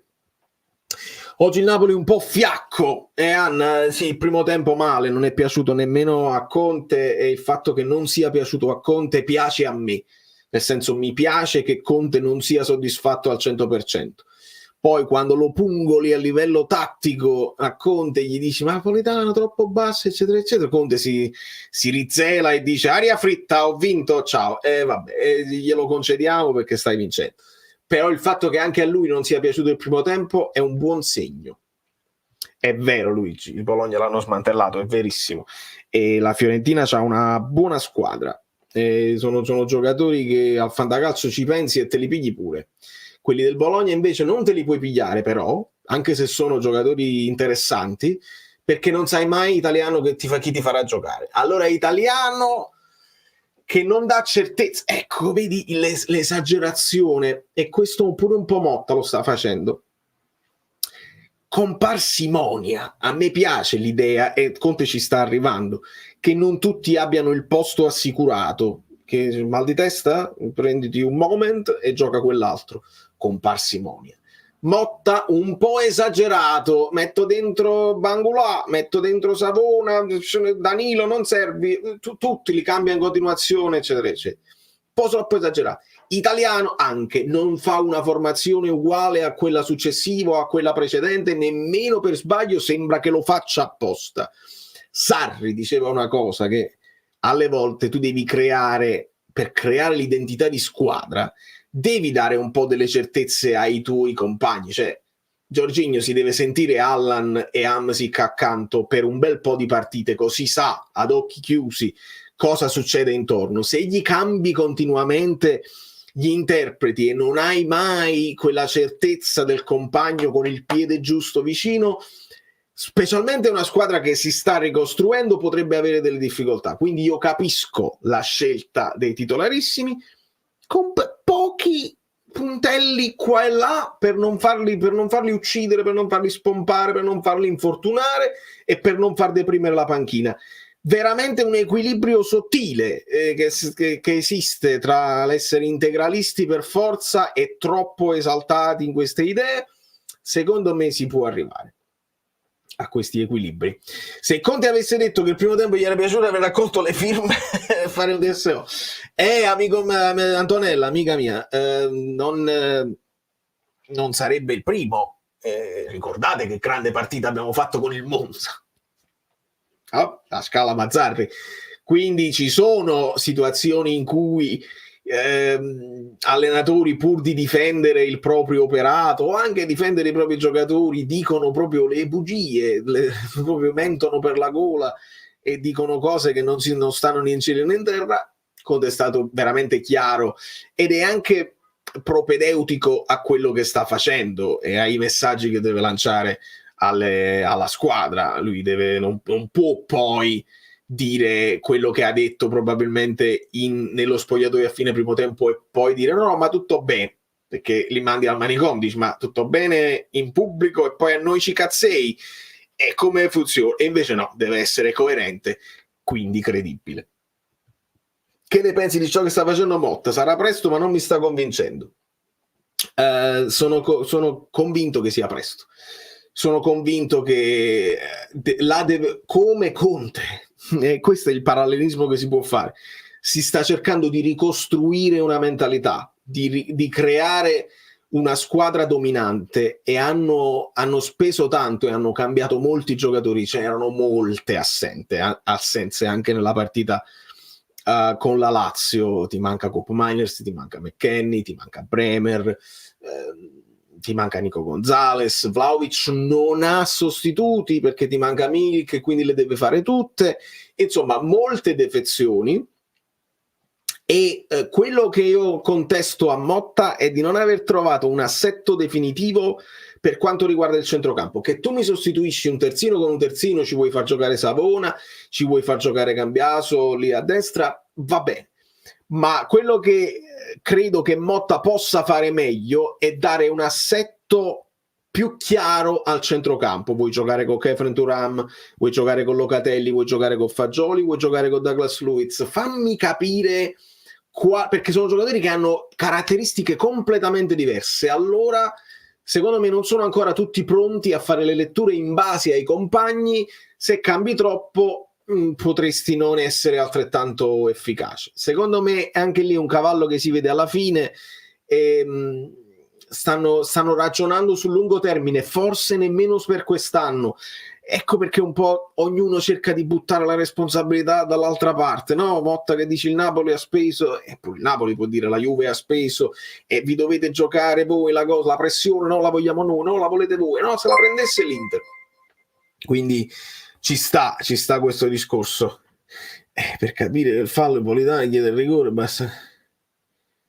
Giovanni Capuano non lo voglio più leggere, amici bellini, non lo voglio più leggere, Enzo, non lo voglio più leggere. Ecco qua Alessandro, non può mancare, amico mio. Qualcuno ha detto 90 punti, lo hai detto tu e io ti ringrazio per la tua presenza. E glisso volentieri, perché poi al di là del triplete non il triplete, comunque hai sempre portato bene e quindi bene così. Va bene così e non aggiungo altro perché non c'è niente da aggiungere altro, altrimenti Conte si piglia gol. La risolve chi ha voglia. I cambi, Neres. Tra l'altro oggi non l'ha risolta Neres, l'ha risolta Kvara, con l'aiuto di Politano ovviamente, però i cambi, ecco, Simeone grande impatto, buon impatto per Oliveira, Neres sì, perché comunque è sfizioso vederlo danzare sul pallone e fare il panico, e poi Oliveira Neres, Mazzocchi è entrato nel finale, va bene così.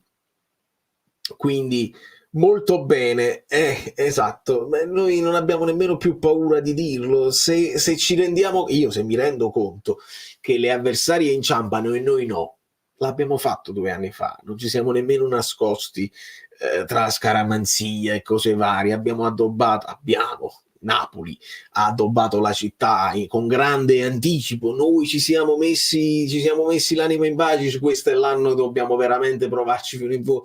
E si fa. Però quando le avversarie inciampano una continuazione, se le avversarie non inciampano una continuazione, resto sulla barca di Conte e quindi vado piano piano, lui con un remo, io con un altro, e remiamo piano piano nella stessa direzione, senza problemi, senza facili entusiasmi e senza invece che Conte si trova in mezzo a questa cosa, un po' l'entusiasmo incredibile, mamma mia, scudetto subito perché siamo prima in classifica, e un po' il resto della critica che dice però Politano sta facendo il terzino e subiamo troppo, eccetera eccetera, e Conte si trova là in mezzo senza equilibrio. È lì pure che lui vorrebbe l'equilibrio da trovare, nel senso sì, stiamo lavorando, stiamo faticando, ce l'ha detto proprio appena stiamo faticando. Piano piano, ci possiamo godere il percorso e la classifica con l'analisi delle cose che non vanno e stiamo benissimo. Intanto un gong prima punto. Aspetta, forse è un altro messaggio. Un gong al posto di Lukaku, come lo vedresti? Sì, ne abbiamo parlato in passato, è un altro che la punta la può fare. C'ha abbastanza fisicità, vede la porta, se si gira può tirare subito, c'ha la tecnica per aspettare i compagni e girarla intorno. Forse fisicamente non è resistente come può essere Lukaku, o come può esserlo anche Raspadori. Credetemi, le cosce di Raspadori sono toste, non si squaglia contro i difensori, però devi riorganizzare tutto uno stile di gioco.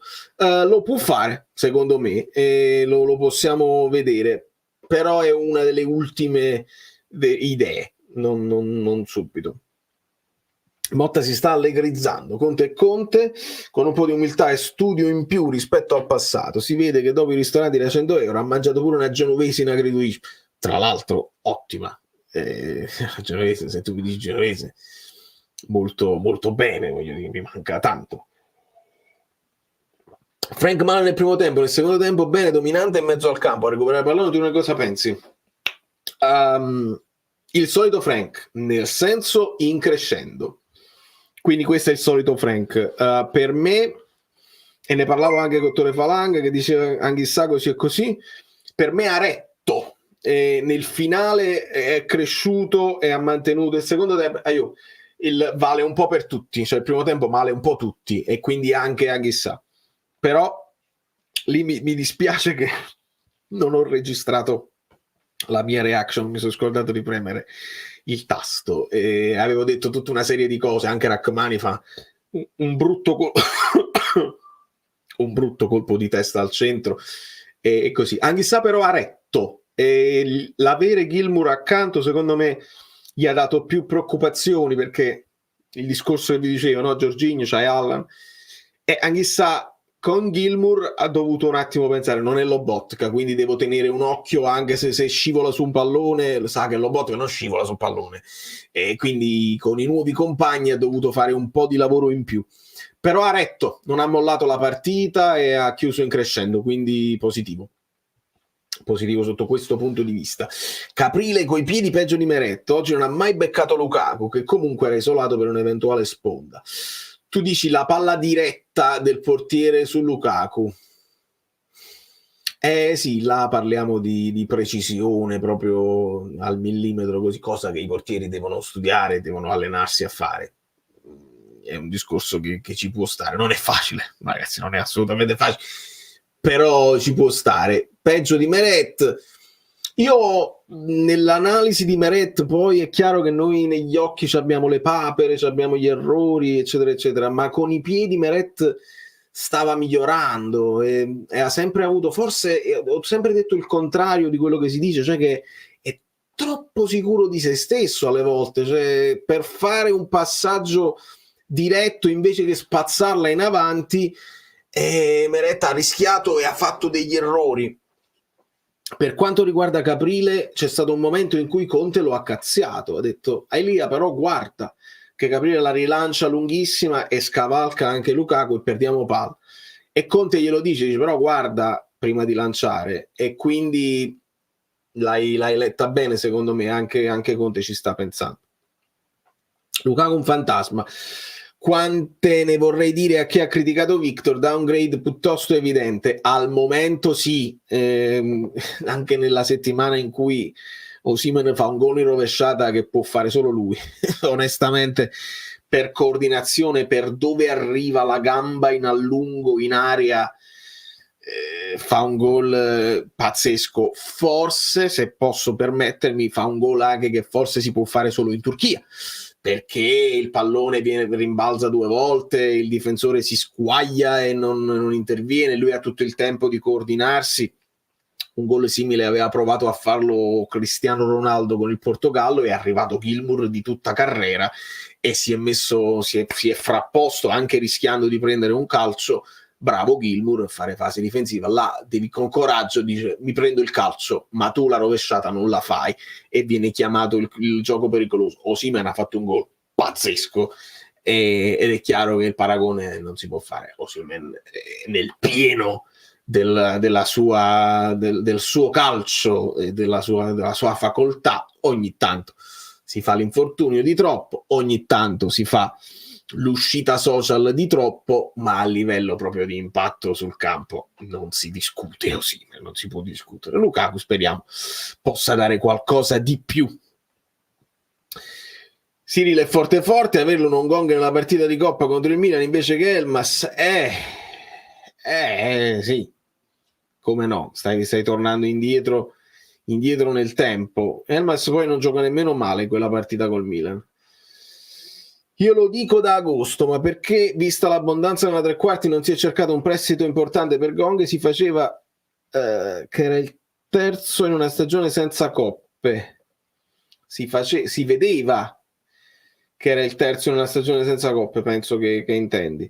Ma guarda, secondo me si è provato a fare e poi non si è riuscito a fare, nel senso che siamo arrivati all'ultimo e sotto questo punto di vista non sono neanche troppo arrabbiato con la società, perché è meglio averne tenuti in più con il pericolo, perché c'era sempre il pericolo, ragazzi, ne abbiamo sul rotto della cuffia, il famoso rotto della cuffia, e che abbiamo preso gli ultimi colpi, McTominay, Gilmour, così c'era pure il pericolo che potessero saltare. Non sarebbe stata la prima volta nel calcio che ti salta un'operazione, e almeno tu avevi numericamente dei giocatori Quindi bene non averlo fatto, cioè non aver rischiato poi di lasciare andare qualcuno quando non hai la certezza dei sostituti. Quindi c'è gennaio, si deve parlare per gennaio. E Conte ha tenuto una conferenza stampa perfetta, ci dice Tore, che ci dice anche lasciate i like, anche se forse ha sofferto il momento, esatto, di questo parlavamo. Neres ha ricevuto le stesse attenzioni di K77 su quella fascia, un po' di mazzate varie. Sì, per quanto riguarda chissà sì, e per quanto riguarda la conferenza di Conte sì, ne ho parlato a inizio live, caro Francesco, caro Salvatore, perché Francesco? No, Francesco è un bel no. Tra i vari forse sosia che hai, qualcuno si chiamerà anche Francesco. Comunque sì, Conte molto bene, anche piccato, si è anche innervosito in alcuni punti, ma ha messo le cose in chiaro, ed è quello che noi chiediamo al nostro allenatore quando lo fanno parlare. Non capisco il proprio utilizzo di Ngong, è utile soprattutto per le ripartenze. Questo brutto gioco di Conte, questa squadra gioca al di sotto del suo reale potenziale. E Arthur sì, ma in questo momento se vuoi utilizzare Ngong, dove lo metti? Nel senso che se togli Kvara c'hai Neres e non puoi dire metto Ngong al posto di Neres. Neres si è dimostrato impattantissimo, anche Ngong ha impattato bene però in Coppa Italia. Quindi Neres una spanna sopra Ngong si può fare, si può dire. Se togli Politano in questo momento entra Mazzocchi, perché Politano sta facendo il terzino, quindi non mettiamo Ngong terzino, non mi sembra il caso. Quindi l'ultimo rimasto di quel tipo di giocatore offensivo sarebbe McTominay, cioè se togli McTominay puoi pensare di mettere Ngong un po' più centrale in quel momento, però in fase difensiva Ngong ti fa la mezzala, McTominay la fa, Ngong probabilmente no. Quindi chi potresti mettere al posto di McTominay? Se la partita la stai perdendo, Raspadori. Se la partita la stai pareggiando o controllando, forse Folonuscio, ma è difficile in questo momento trovare posto per Ngong. Ecco, Francesco Borghese, esatto. Sto seguendo a tratti il Che fare suoceri, assolutamente, fai quello che devi fare, è importante. No, va benissimo, il vocale veloce, va benissimo tutto, ragazzi, non vi preoccupate. Oggi è mancato molto McTominay, il centrocampo era imbalsamato. Sì, Aniello, mi sono permesso di fare un po' di sarcasmo e ho detto Zielinski, nel senso che ricordo tutti i tifosi prendersela col fantasma di Zielinski che scompare, lo dicevano anche di Hamsik e lo diciamo anche di McTominay, nel senso che ci sono alcuni giocatori che forse si vedono di meno, che fanno tutto un lavoro magari di posizionamento, magari non lo vedi perché la palla non arriva proprio in quelle zone se ti stai difendendo ed evidentemente hai chiuso una linea di passaggio, e quindi McTominay oggi è Zielinski oppure Zielinski, nel senso che anche lui si può sentir dire è sparito dalla partita. Io per tutto il secondo tempo veramente pochissimo, c'è stato quel tiro che ha avuto e poi visto poco, continuavo a vedere Gilmour, continuavo a vedere Anghissà, McTominay proprio poco. Lì però prima di prendermela con ragazzi chiedo a Conte se si può trovare una posizione migliore o se questo è, perché potrebbe anche essere questo è. Ma come ha fatto il Manchester a togliersi McTominay? Prima di tutto il Manchester sta inguaiatissimo, cioè proprio di struttura, di organizzazione, di scelte. Il Manchester ne sta facendo una dietro l'altra e quindi ci può essere l'errore da parte di una grande società che sta in grossa difficoltà. Secondo, può essere pure che loro, che lo conoscono da tanti anni, sanno che è un giocatore impattante in alcune fasi, ma meno impattante in altre, perché potrebbe essere una questione di posizione in campo, potrebbe essere una questione di caratteristiche, potrebbe essere una situazione di chi vogliamo salutare. Buonasera amiche belline, buonasera amici bellini, buonasera Valerio. Un saluto rapido perché ho appena sbarcato e non ho visto la partita, la devo recuperare. Va bene, allora grazie, grazie per la presenza. Quindi come per i film, no? Non posso non l'hai visto? L'ho visto, è una domanda che mi fanno sempre, ma l'hai visto? No. Non l'hai visto. Però diciamo, quindi non posso giudicare la prestazione. Quello che sicuramente posso dire, che l'avevo detto, non faccio manco battute sul fatto che insomma che Guido viene solo quando il Napoli perde, cioè continuate a dirlo, a me sta benissimo. Dissi che questa era una partita difficile, delicata, la partita precedente valeva più di 3 punti, questa vale 3 punti e mezzo, chiaramente metaforicamente parlando, sono sempre 3 punti, però diventano sempre più pesanti. Sappiamo che Empoli storicamente, l'ha ribadito anche Conte in conferenza stampa, ma ha detto che la storia si può anche riscrivere, si può anche cominciare a cambiare, ed era chiaro il riferimento che Empoli deve diventare un campo non più insomma ostico. È la seconda volta che facciamo quindi 3 vittorie consecutive, speriamo che non ci fermiamo a 3, ma non faccio il vate, queste finte. Quello che è interessante, continuiamo a seguire questa classifica Guido, no? Di 5 partite in 5 partite, io le ho divise in blocchi di 5. Mister Conte è molto più prudente, è affamato, addirittura la chiude a partita una volta, quindi per lui sono 3 punti alla volta, ma va benissimo così. Ho detto 10 punti almeno ogni 5 partite, ne mancano 2 e dobbiamo fare almeno 1. Più se ne fanno meglio è, per ammortizzare eventualmente una cinquina dove vai sotto questa media. Quindi sono molto soddisfatto. Non ho visto la partita, quindi ho letto qualche messaggio che mi avete mandato in privato. Pare che Napoli è stato un po' sparagnino, però ripeto, è un termine che uso alla leggera, che non ho visto la partita, solo ho letto i vostri commenti. Da un punto di vista del percorso, e Conte ha ribadito che stiamo non più con convalescenza ma in ricostruzione. Gli è stato chiesto a che punto è questo Napoli, da un collega molto, molto attento. Siamo all'inizio di questo percorso, sono 3 punti e mezzo molto importanti, pesano tanto. In più l'Empoli è una squadra in questo momento che gioca bene, che non facilmente ti lascia punti sul campo, tant'è vero che Napoli, da quello che ho visto, ha vinto di rigore, nettamente di rigore. Continuiamo a non prendere gol, anche la Juve, che è più avanti a noi, lo dice, in classifica siamo avanti a loro, però insomma sono 8 partite, ne ha preso proprio pochi, mi sembra che è imbattuta anche in Champions League, quindi squadra in salute, quel pareggio continua a pesare parecchio per noi. Andiamo a vedere, non posso aiutarvi ragazzi, sapete più per una volta più voi di me, io mi devo mettere in pari con la prestazione. Per quanto riguarda della classifica Guido sono molto contento, perché speriamo di poter far bene le prossime partite, così siamo perfettamente in media. E vi ricordo, e chiudo, che ragazzi, poche squadre superano i 40 punti in un girone, quindi non è né facile né scontato, e né storicamente avviene con semplicità, tranne una famosa annata dove ben 5 squadre, una 50, la Juve basta, superavano i 40, ma non possiamo prendere l'eccezione come sempre nel calcio e fare diventare la regola. Vediamo invece su 20 anni quante volte nel campionato a 20 squadre con la regola di 3 punti si superano facilmente 40 punti in un girone in andata. 2 squadre, 3, 2, 1, 2, quella è la media. Quindi la classifica Guido sarebbe tanta roba. Grazie Guido. Chiedo se gli amici hanno delle domande per te che non siano inerenti specificamente alla partita, ma più in generale per quanto riguarda il calcio o altro. Io ti chiedo se hai visto Joker.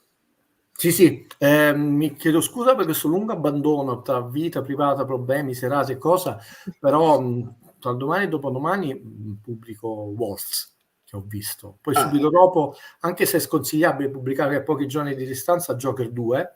Me l'hai chiesto tu, sai che io non mi faccio mai pubblicità. Infatti non era nemmeno previsto, ma mi è venuto lo sfizio di e anche il film dell'anno, che è quello di Coppola.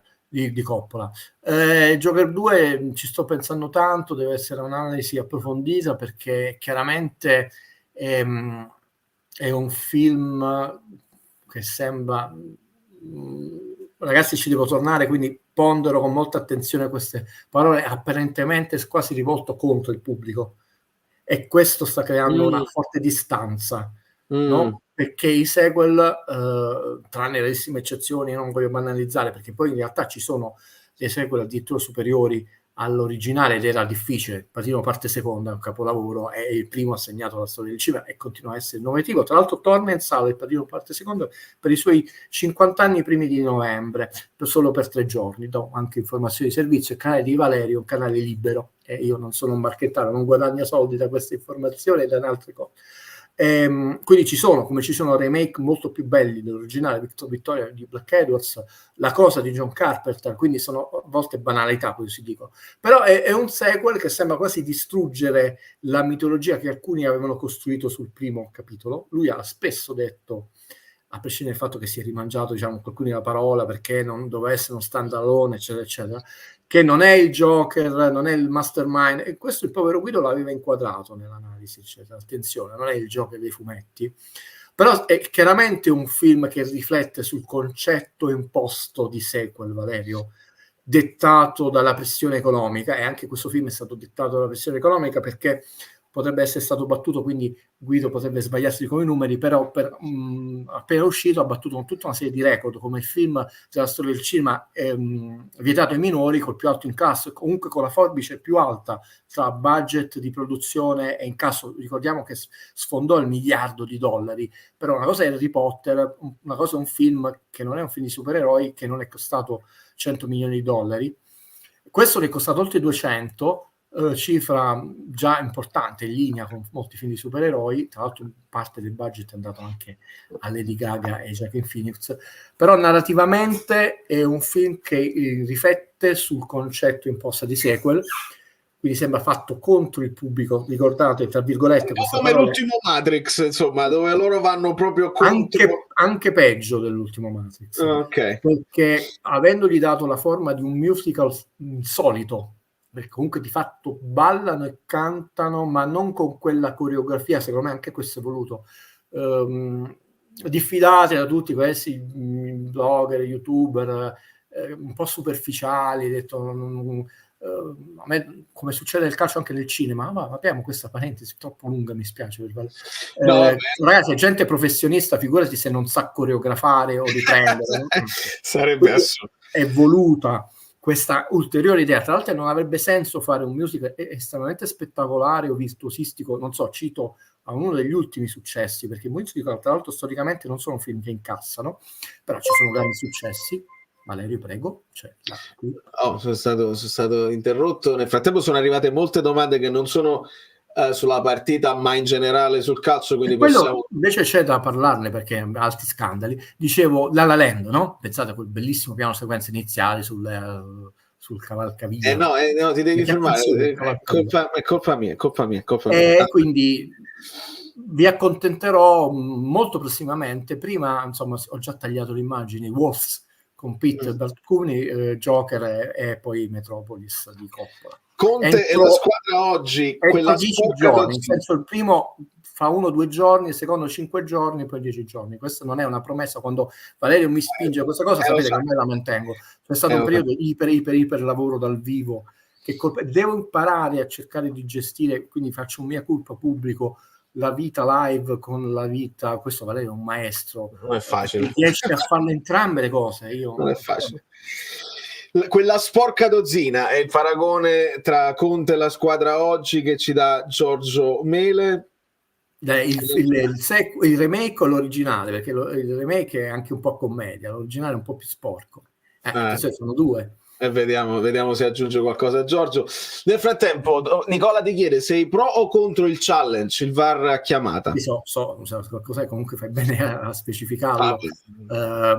Ma io già l'ho detto, nel senso, bisogna vedere poi come è codificata la regola, cioè non voglio che sia punitivo, perché poi tra l'altro ci possono essere delle partite dove tu non solo non hai bisogno della chiamata, diciamo anche in italiano, ma il VAR te la accumuli, zero e niente, e delle partite dove per la dinamica della partita in realtà ne avessi bisogno di 5, no? Però ne puoi chiamare solo 2. Ti ho detto, secondo me è una domanda logica, importante, perché so che si vuole fare una sperimentazione in serie inferiori. Secondo me continuiamo ad aggiungere confusione a confusione. Sarebbe tanto semplice rendere la norma chiara, no? e efficiente. dove tu non avresti bisogno alla fonte, perché ogni azione è di diritto, scusate il termine, ma cito così mio fratello, controllata e vagliata, perché come se fosse una forma di garanzia. Non è quest'idea che il VAR e l'arbitro debbano essere in contrapposizione. A me non piace quando dovrebbero essere una forma di aiuto l'uno all'altro, come per dire, no? Sembra banale, 4 occhi vedono in questo modo, molti di più di 4 occhi, meglio di 2. Quindi l'uno può accorgersi di cose che per buona fede, proprio perché l'arbitro impallato non ha potuto vedere, e l'altro può valutare la famosa intensità del campo.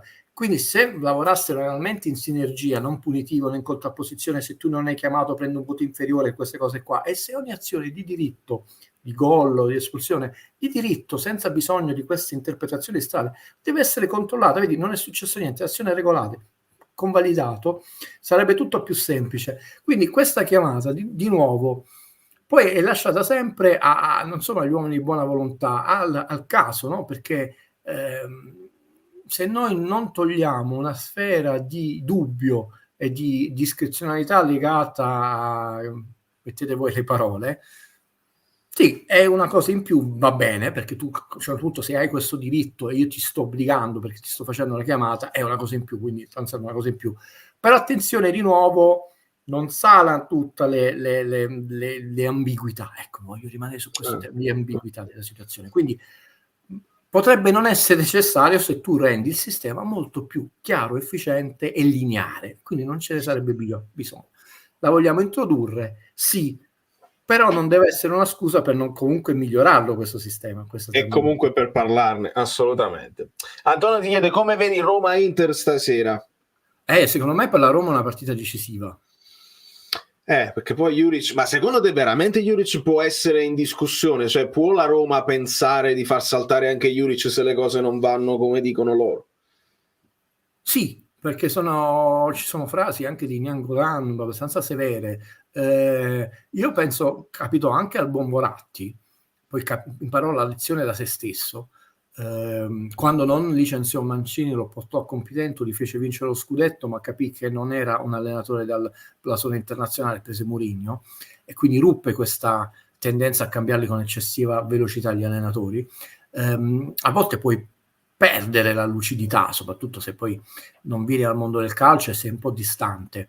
Il progetto Roma è un po' diverso dal progetto Milan, fanno male le persone a seguire determinate opinioni, molto molto diverso.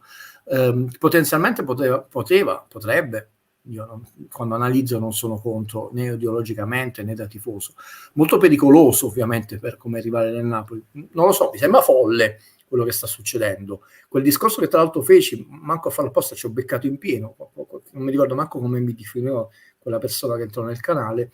È chiaro, perché per la Roma sta molto indietro in tutto, no? È uno scontro tanto diretto, non tanto per lo scudetto, la Roma non vinceva lo scudetto, ma per quanto riguarda la lotta Champions, e l'anno scorso comunque la Roma non ce l'ha fatta centrale. Quindi per la Roma è molto più delicata. L'Inter è un po' indietro, però secondo me alla lunga uscirà. Noi abbiamo 3 punti che, salvo imprevisti divini, non ci possono togliere, quindi puoi guardare la partita con serenità. Se devi prenderla, prendila, I gotta take this. No, ci pensa la Sicilia. Va bene, allora un abbraccio alla Sicilia. Vado su quest'altra domanda di Project Napoli. Come affronterebbe il mercato di gennaio? Cosa cambierebbe e come? Pare che si stia pensando a cambiare un quarto di difesa che non è Juan Jesus, pare, dai rumors. Intanto vediamo l'evoluzione della squadra, io credo sempre di aspettare la 13ª giornata per avere un quadro un po' più serio statisticamente parlando, che non significa, vi vedete, non vi sto abbandonando anche in trasferte, avanti e indietro per... poi se ce la faccio però voglio farmi un regalo, una cosa che ho girato a Parigi, se no me lo dimenticavo, ce l'ho anche su questo computer, perché veramente io non ne faccio queste cose col telefonino, era troppo romantico, è troppo sfizioso, è una sorpresa, ora te la mando in diretta, chiusa per me, ero proprio dimenticato perché non pensavo di intervenire oggi, ho letto il messaggio di Valerio, ho detto sono appena è entrato in casa, ho detto fammi salutare, ma veramente appena entrato in casa. E quindi vediamo come evolve proprio la dinamica della squadra, quali possono essere i punti migliorabili. Non voglio dire, vedete, manco punti deboli, punti migliorabili. facciamo gli scongiuri, basta, infortuni abbiamo dato, perché va bene che abbiamo Gilmour, però insomma era meglio avere sia l'uno che Lobotka, quindi io penso, da quello che si sta sentendo, che potremmo intervenire su un quarto o il terzo di difesa. Bisogna vedere se cambieremo una pedina in attacco, se tra un Simone che forse scalpita per giocare di più, o io te lo segnalo, te ne accorgerai, Simeone è entrato molto bene in partita oggi. Sono con te, ma tu sai quanto io non solo stimi, mi metta a gioia come giocatore, che nel senso, secondo me recuperarlo è un punto, recuperarlo da un punto di vista, insomma, dell'incisività dei suoi gol è molto importante, e perderlo mi sembra un lusso che non possiamo concederci. Quindi non è che io lo vedo fuori a cuor leggero, bisogna capire le dinamiche. Conte ha avuto un buon impatto anche alla luce della, ricordiamolo, anche se fortunatamente è già un po' più lontana, bruttissima partita a Verona, perché quel 3-0 comunque ci ha fatto male, però è stato metabolizzato proprio mentalmente, quindi la macchina è partita, ripartita bene. Bisogna vedere quanto si riesce a coinvolgere il gruppo. Un altro potrebbe essere rimpiazzato, no? Sempre in una chiave migliorativa, anche per far giocare meglio, è Forluscio. Però vediamo un po' come gioca la squadra, nel senso, anche Conte ha detto che 7 prima, oggi sono diventate 8 partite, sono un po' poche anche per lui, no? Però sento questa ansia dei giocatori, che già si parla di mercato di gennaio. È lo stesso Conte, ne parla spesso, quindi ci tiene. Giorgio intendeva l'originale, 1967 è un capolavoro. Sì, stimo molto che ha citato l'originale, non il fiacco, insomma, le remake. Ok, allora la citazione la prendiamo, anche perché dà un certo non solo lustro e colore, una certa nobiltà al canale, non che ne avesse bisogno, però citare dei grandi classici ci distingue, dai ragazzi, lo dobbiamo dire. E non citati a sproposito, buttati lì. Tra l'altro io sto pensando che, non so nemmeno se Guido conosce, ma Giuseppe Pastore, che si occupa di cronache di spogliatoio, che sta diventando un mito perché si ricorda tante partite, e prima o poi io lo volevo fare incontrare con qui. Giuseppe Pastore ha aperto un podcast di cinema, e quindi io in qualche modo lo dovrò fare, non lo so come. Vabbè, Guido, non solo... Io sono stato a Parigi, e ho scoperto, pure ovviamente non sono una persona famosa, ve lo dico sempre, è abbastanza inquietante quando scopri di saperne molto di più di persone che comunque stanno anche nel tempio. Stiamo parlando della fucina che ha forgiato Truffaut, Godard, stiamo parlando del Gotha, no? Dedico tanto tempo, e ho questo enorme, non volevo quest'estate che andasse così, mi chiedo umilmente scusa, da un lato è stato molto bello, esaltante e faticoso, so che ho reso felice, io non sono mai contento di me, chiudo questa parentesi, tante persone, perché continuano ad arrivare messaggi belle, tra l'altro delle persone che insomma mi sopportano quest'estate, per puro caso erano a Parigi e ho detto incontriamoci, però poi non stavo più bene, quindi si crea una famiglia allargata, e il costante senso di colpa, ho detto io non riesco a ritagliarmi del tempo, perché comunque voglio tagliare immagini per fare come stavo facendo, almeno ogni settimana, ogni 10 giorni, mi assorbe troppo. Però una cosa che non è un mia colpa, eccetera, una cosa mi è pesata molto, perché avevo preso il ritmo, mi rendo conto che mi assorbe molto lo studio giornaliero proprio dal vivo del cinema, e me lo dicono molti, anche le persone che mi amano, dovrei darmi un limite, cioè il mio difetto è che non c'è un limite, non è che tu dici che hai studiato fino alle 7 basta, è studiato fino a mezzanotte basta, no, è studiato fin quando non devi andare a presentare una cosa. Questo è sbagliato, perché invece io dovrei modulare, che dici ok, questa cosa però devo dedicare 5 ore a settimana, anche 2 video, per farvi capire un po' la mia persona. Questo è legato al fatto che ci sono tante brave persone molto, molto capaci, e io sono molto contento quando ci sono persone di talento e di qualità che affrontano tematiche come al cinema. Non sono assolutista, io.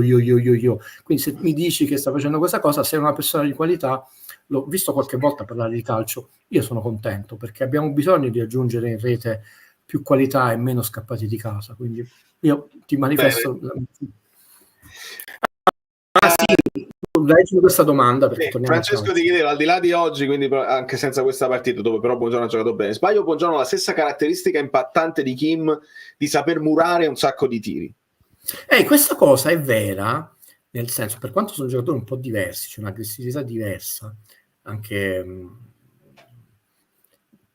uno dei difetti del Napoli, perché poi non è mai stata una squadra perfetta, è una cosa che io vi facevo notare. Ho detto, la Juve, che insomma presa spesso come è stata per tanti anni ha vinto 9 scudetti di seguito, quindi la citiamo perché quale squadra d'Italia ha vinto 9 scudetti di seguito? Non si vergognava a sporcarsi le mani, a murare tanti tiri. Noi concedevamo pochi tiri, però murati pochissimi.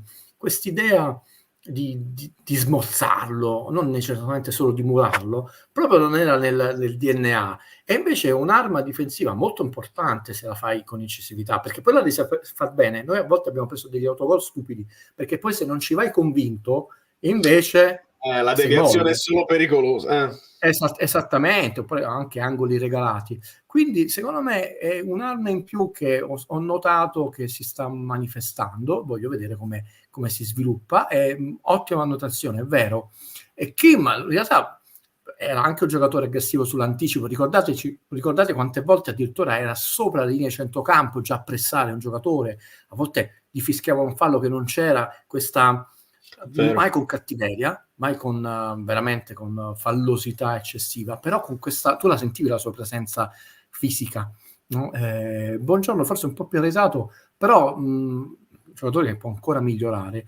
Siamo contenti, io l'ho detto, possiamo dire che Buongiorno ha avuto un buon impatto sul Napoli. Ti ricordi quella chiacchierata tra le amiche Bellina e Bellina?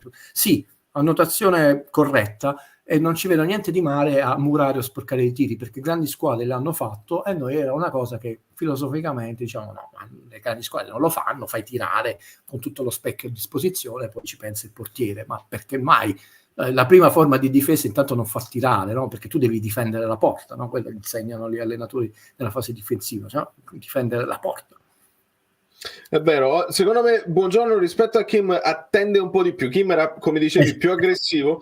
Buongiorno, anche per questo secondo me c'aveva quella statistica di 0 dribbling subiti da 1500 minuti, perché Buongiorno ti aspetta un pochino, magari ti accompagna, però non si fa superare. Molto, molto interessante. Un raggio di azione leggermente arretrato, ma è una filosofia calcistica, cioè non esiste poi una filosofia unica e corretta, e anche quelle in base a quelle tue caratteristiche, perché poi i giocatori sanno, cioè Koulibaly a volte che se ne andava a funghi, ricordiamo, era molto forte perché lui sapeva che riusciva nel lungo a recuperarti e a superarti. Ci sono state a volte azioni clamorose che poi esaltavano il San Paolo, non solo, dove lui pur essendo indietro recuperava, toglieva la palla e poi si andava in progressione, a volte non si fermava. Ricordiamoci degli ammonizioni stupidi presi da Koulibaly per eccesso, no? Di zelo, no?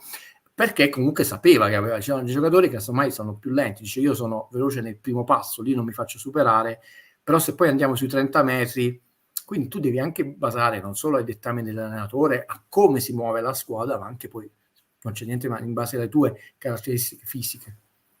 Il Ciolito intervistato ha detto che si sentono tutti coinvolti, non solo gli 11 che iniziano. Non ha sbagliato una sponda, evidentemente nemmeno una dichiarazione. Alla appena 8 giornate di campionato sto Napoli che film sarebbe? Ogni maledetta domenica. No, perché ogni maledetta, perché poi viene citato sempre che non, forse non nemmeno senza lui. il costrutto del film stesso. Aspettiamo aspettiamo un po' perché proprio è presto. La piccola gobba tra le scapole dei giocatori dell'Empoli si tratta di un dispositivo di GPS, ne parlammo in un'altra anche live. Loro utilizzano proprio questo GPS per poi fare le loro analisi. È più, tutte le squadre dovrebbero averlo, allora è proprio grande, si vede. E qualcuno mi chiedeva anche, ma non rappresenta anche una forma di pericolo in campo, perché tu non puoi avere braccialetti, non puoi avere niente di esterno, sto dispositivo GPS, se c'è una capocciata, non lo so, però è molto evidente nell'Empoli questa cosa. In breve, vedete a volte i giocatori con quelle strane pettorine che non sono tipo i Regipetti. Sì. Ormai la raccolta dati in diretta negli allenamenti, nelle partite diventa sempre più massiccia, raffinata, e ogni squadra cerca, no, di migliorarsi con casomai un parametro, un dato che ancora non è studiato dagli altri. Rispondendo a Valerio, sì, a volte le regole del calcio sono un po' strane, no? Perché vai storia per una collanina, è una domanda legittima, però insomma le regole le facciamo noi, cioè potenzialmente pure a 0,000% il rischio c'è, ma il rischio c'è. Lato il calcio è un bellissimo sport, però è uno sport di corse e di contatti, dove tra l'altro l'azione difensiva e l'azione offensiva non sono separati come la pallavolo o addirittura il baseball, no? Dove entra un'altra squadra. Cioè il baseball, addirittura la fase offensiva e la fase difensiva sono nettamente separate, quindi tra l'altro essendo uno sport di contatti può capitare, no? Pensate alle varie manate, però insomma per ora sta passando. Piccola parentesi, questo è un tema che ho anticipato e che mi vede per ora sistemamente sconfitto, tranne una rara eccezione, però chissà, predico sempre del deserto. Sta diventando uno gioioso e bellissimo caso nelle cronache, non solo italiane, ma mondiali, il caso Como, perché siamo da una sola volta, non solo, eccetera. E se ne sta parlando in tutto il mondo, quindi lo zio Guido male non aveva visto. ADL, tu hai un sacco di conoscenze del mondo del cinema. Napoli è attrattiva, e non utile qua fare l'elenco da Salvini, perché tra l'altro servirebbero anni, molto più lunghi di lui. Ma porca miseria, vogliamo darci la fame, sono contento da fare, sono contento per il Como, ma non abbiamo nulla da invidiare. Noi dovremmo avere un sacco di ospiti graditi, non necessariamente tifosi del Napoli. Ma infatti non credo che Andrew Garfield fosse tifoso del Como, ma avendo magari una casa lì, vengono invitati, è una bella cosa, perché poi le telecamere vanno lì. Guido, non so se hai sotto mano... Però sono attrattive per gli sponsor, Valerio, molto attrattive. Come no? Caspita. Ricordati che la società civile, intanto dibattuta questa parola, eccetera, si inserisce meglio nei territori dove tu crei lavoro, l'università, occupazione, eccetera, e naturalmente la criminalità, dove è subentrata la società civile, è costretta ad andarsene senza nemmeno scontri, perché dove in uno stadio che incomincia a diventare anche glamour è più facile, ecco il legame, no? Incomincia a fare un discorso di qualità che intanto il Como, una piccola società, ha spostato l'attenzione non in uno stadio inefficiente, troppo piccolo, vecchio, cioè non all'altezza di una Serie A, non sto insultando, la stessa loro, ma sono stati abili a spostare l'attenzione su un aspetto molto più attrattivo. Vedete, questo è promozione dell'immagine. Quindi nessuno sta parlando del fatto che comunque uno stadio anche piccolo, inefficiente, insufficiente per adesso è uno stadio glamour, e ogni settimana ci sarà la curiosità: chi è l'ospite VIP questa settimana? E non è solo italiano, ne stanno parlando testate mondiali, e questo attira attenzione, sponsor, attira qualità. Nel frattempo si fanno a Napoli, e tra l'altro insomma già il Napoli ha una serie di tifosi suoi VIP. Io credo che l'intervento di Silvio Orlando del film di Napoli, nulla togliere a Toni Servillo, c'erano tanti grandi ospiti, è stato quello più di qualità, più interessante, no? Sappiamo che Silvio Orlando è tifosissimo da sempre, non è un tifoso dell'ultima ora, ma anche qui non facciamo l'elenco alla Salvini, ma ripeto, quest'idea non è napolicentrica, è l'idea alla Los Angeles Lakers. Io voglio far diventare il San Paolo una vetrina mondiale, e lo faccio diventare anche invitando di volta in volta delle personalità del mondo della cultura, dello spettacolo, della musica, del cinema. Allora, assist di Vlasic per il 2-1, ma nel frattempo il Cagliari ha fatto il 2-2 e anche il 3-2. Qualcuno diceva gol di Gaetano, ma sulle app mi porta autogol di Coco, il che va male per il fantacalcio. No, Fabio, l'ho letto, l'amico che si vuole fare 5 secondi di notorietà, e oggi non ho voglia. Posso non avere voglia di fargli fare 2 secondi non c'ho voglia, preferisco chiedere a Guido se si ricorda i cartellini gialli, perché oggi sono stati ammoniti Di Lorenzo e Anghissà. Te li scrivo dopo, perché ti ho detto io sono appena entrato Non ho manco fatto, cioè veramente vi sto dicendo la verità, ho detto Sicilia, posso salutare gli amici? Sì, saluto. No, infatti non ti voglio trattenere, penso anche io ho degli impegni da fare.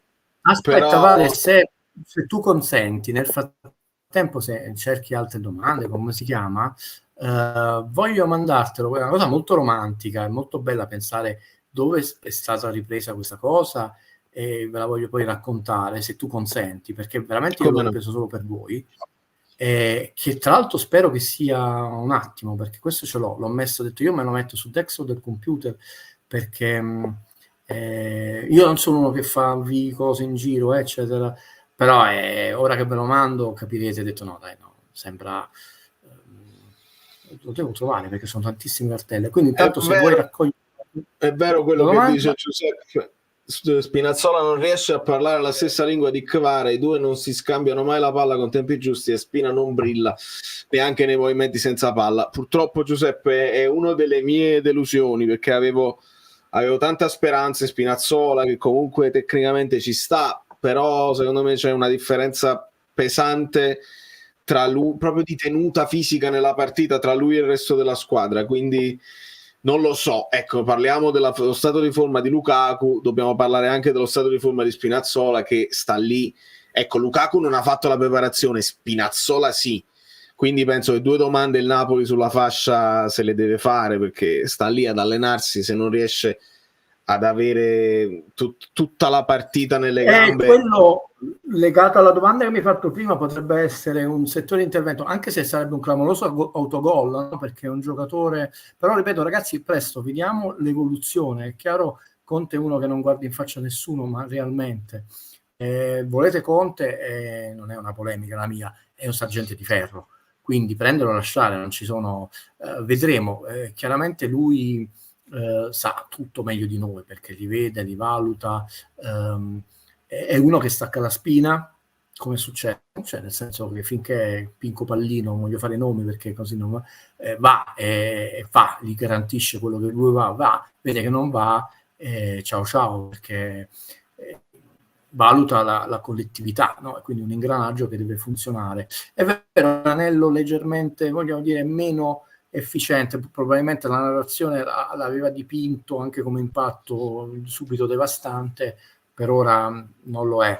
E questo è buono, nel senso che la squadra ha molti margini di miglioramento sia nei singoli come gruppo, però lavorare con la terza vittoria consecutiva del secondo blocco di terza vittoria consecutiva, intervellato da un buon pareggio, lo ripeto sempre, altro che pessimismo, posso assicurare, mi sembra che l'ha detto anche Conte, Valerio è sempre attento nelle analisi, nei video dopo delle analisi, si lavora con più serenità, anche perché lui le ha spiegato, è più facile poi credere in certe cose, in certe giocate, perché ci credi perché ti stanno riuscendo.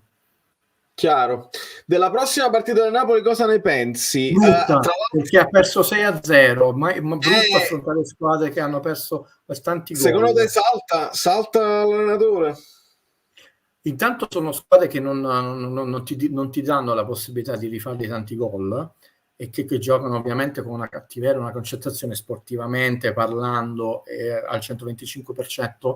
Vi ricordate il primo punto del Sassuolo? Non so, bravo come Pastore, ma sono un vecchietto, che lo fece il Sassuolo a Napoli, no? Gol sotto la traversa, per colpa di Reina c'era 1-1. Quanto aveva fatto il Sassuolo in casa con l'Inter in quella partita precedente? Quindi non me la sto chiamando, nel senso, quindi partita delicata, non facile, sia che salta che non salta. Quando prendi 6 gol può saltare, perché diventa emotivamente difficile gestire la rabbia sportiva della piazza.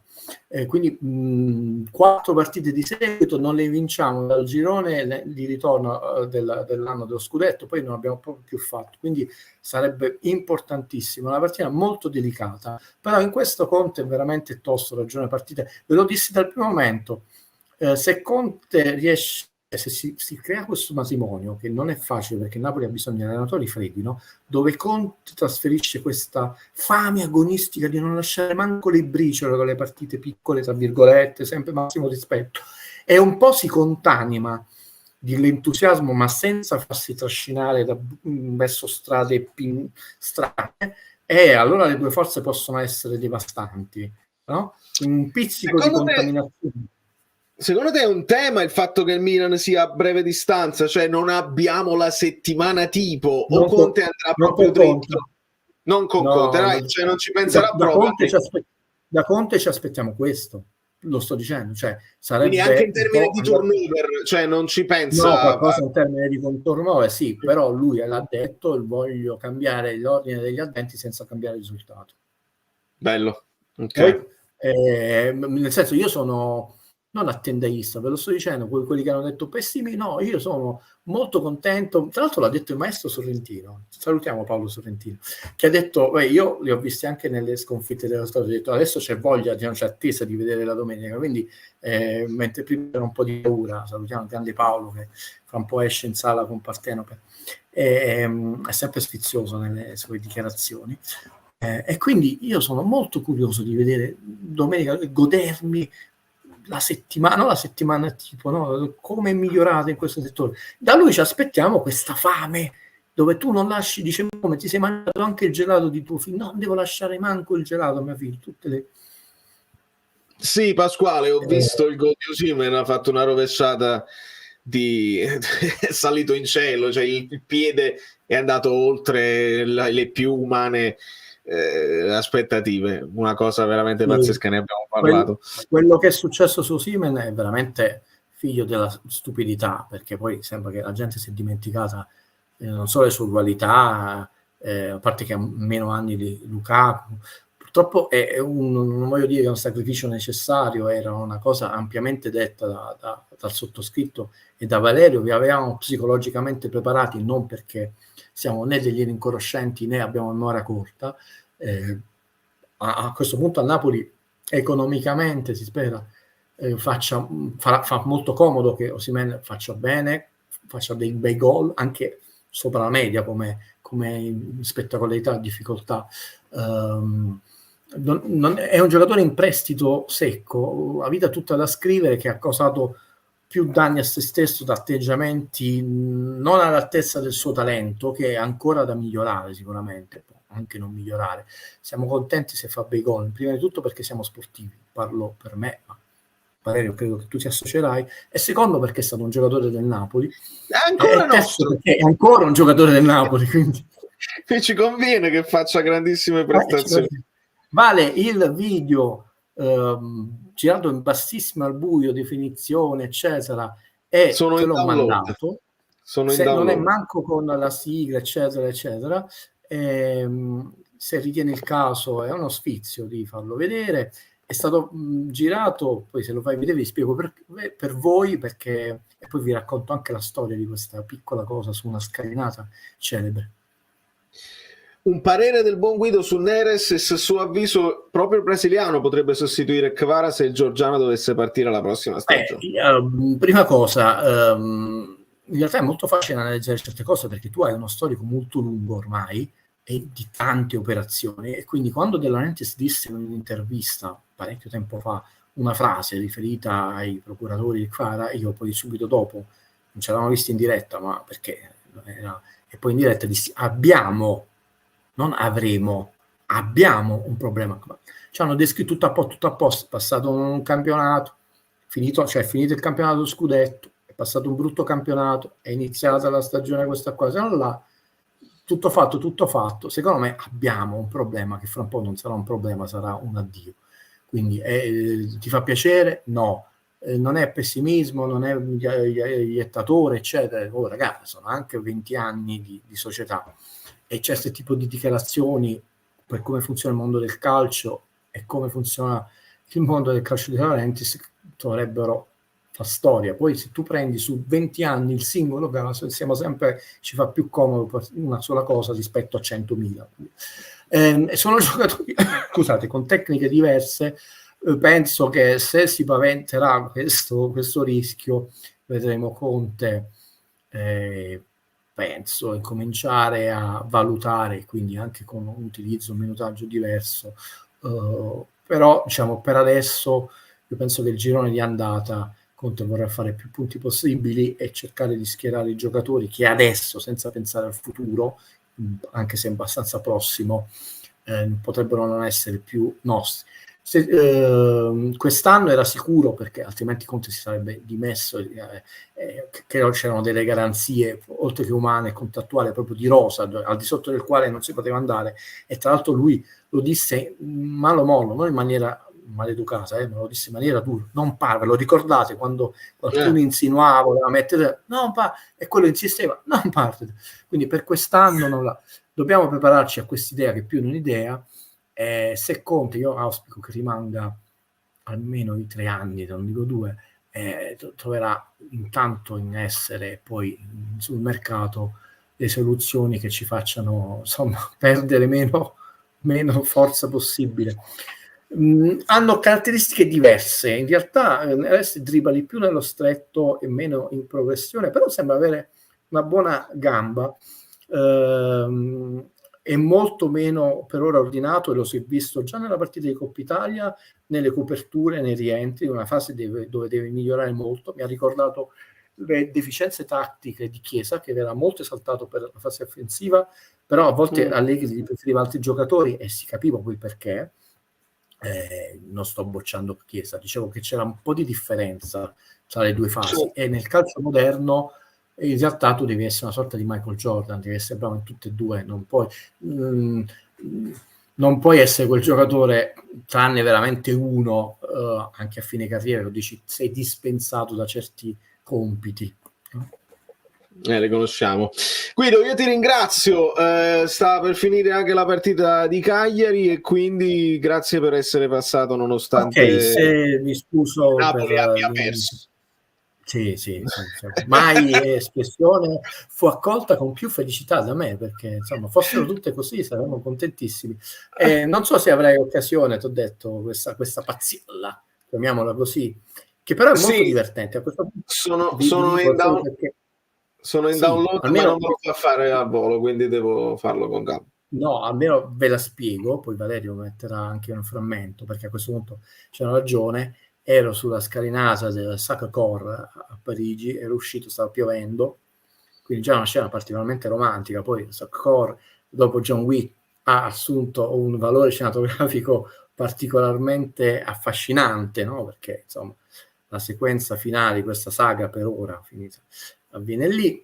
E scusate cosa faccio a scuola, pioveva e c'era un musicista, quindi già questo insomma non poteva che richiamarmi Valerio, per quanto sia uno status superiore, no? Di strada, lì spesso ci sono i pittori, e stava suonando, siccome si era scaricata l'alimentazione della cassa, lui ha detto che sarebbe stata la sua ultima canzone. Un musicista di chiara origine africana, no? Però probabilmente di seconda generazione francese, sfiziosissimo, molto simpatico, e tu c'è un musicista di origine africana e francese sulla scalinata del Sacré-Cœur sotto la pioggia, già abbastanza evocativa.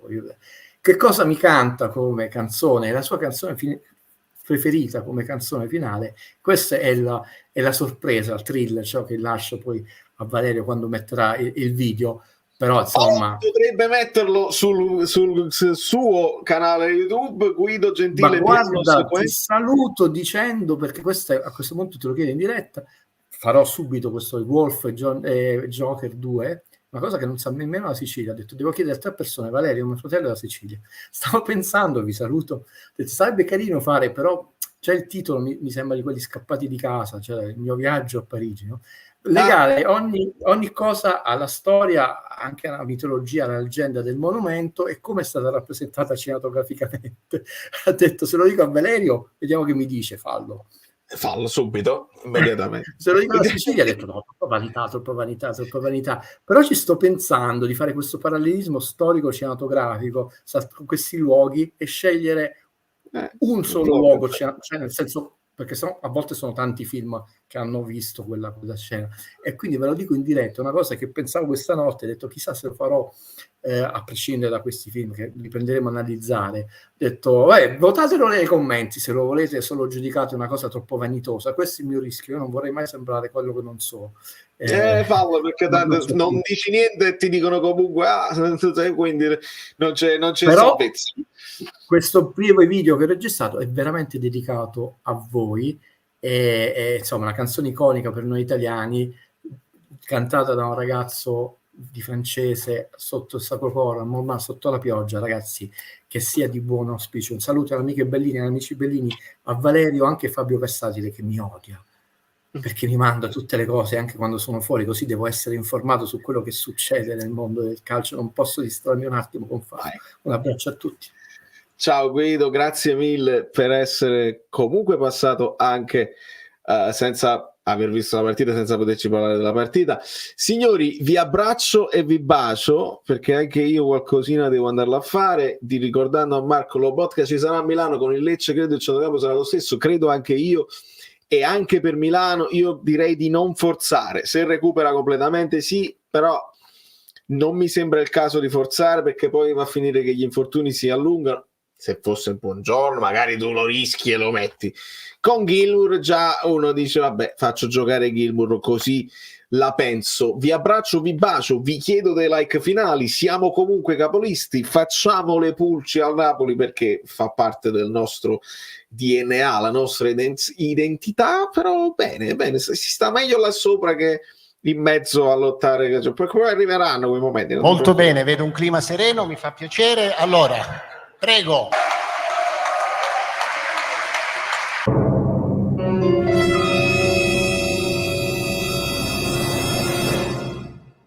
Guido dov'è? Sei lì. Prego Guido, comincia le danze. Dai. Allora, abbiamo finito, grazie e buona serata a tutti. Andiamo. No, vogliamo...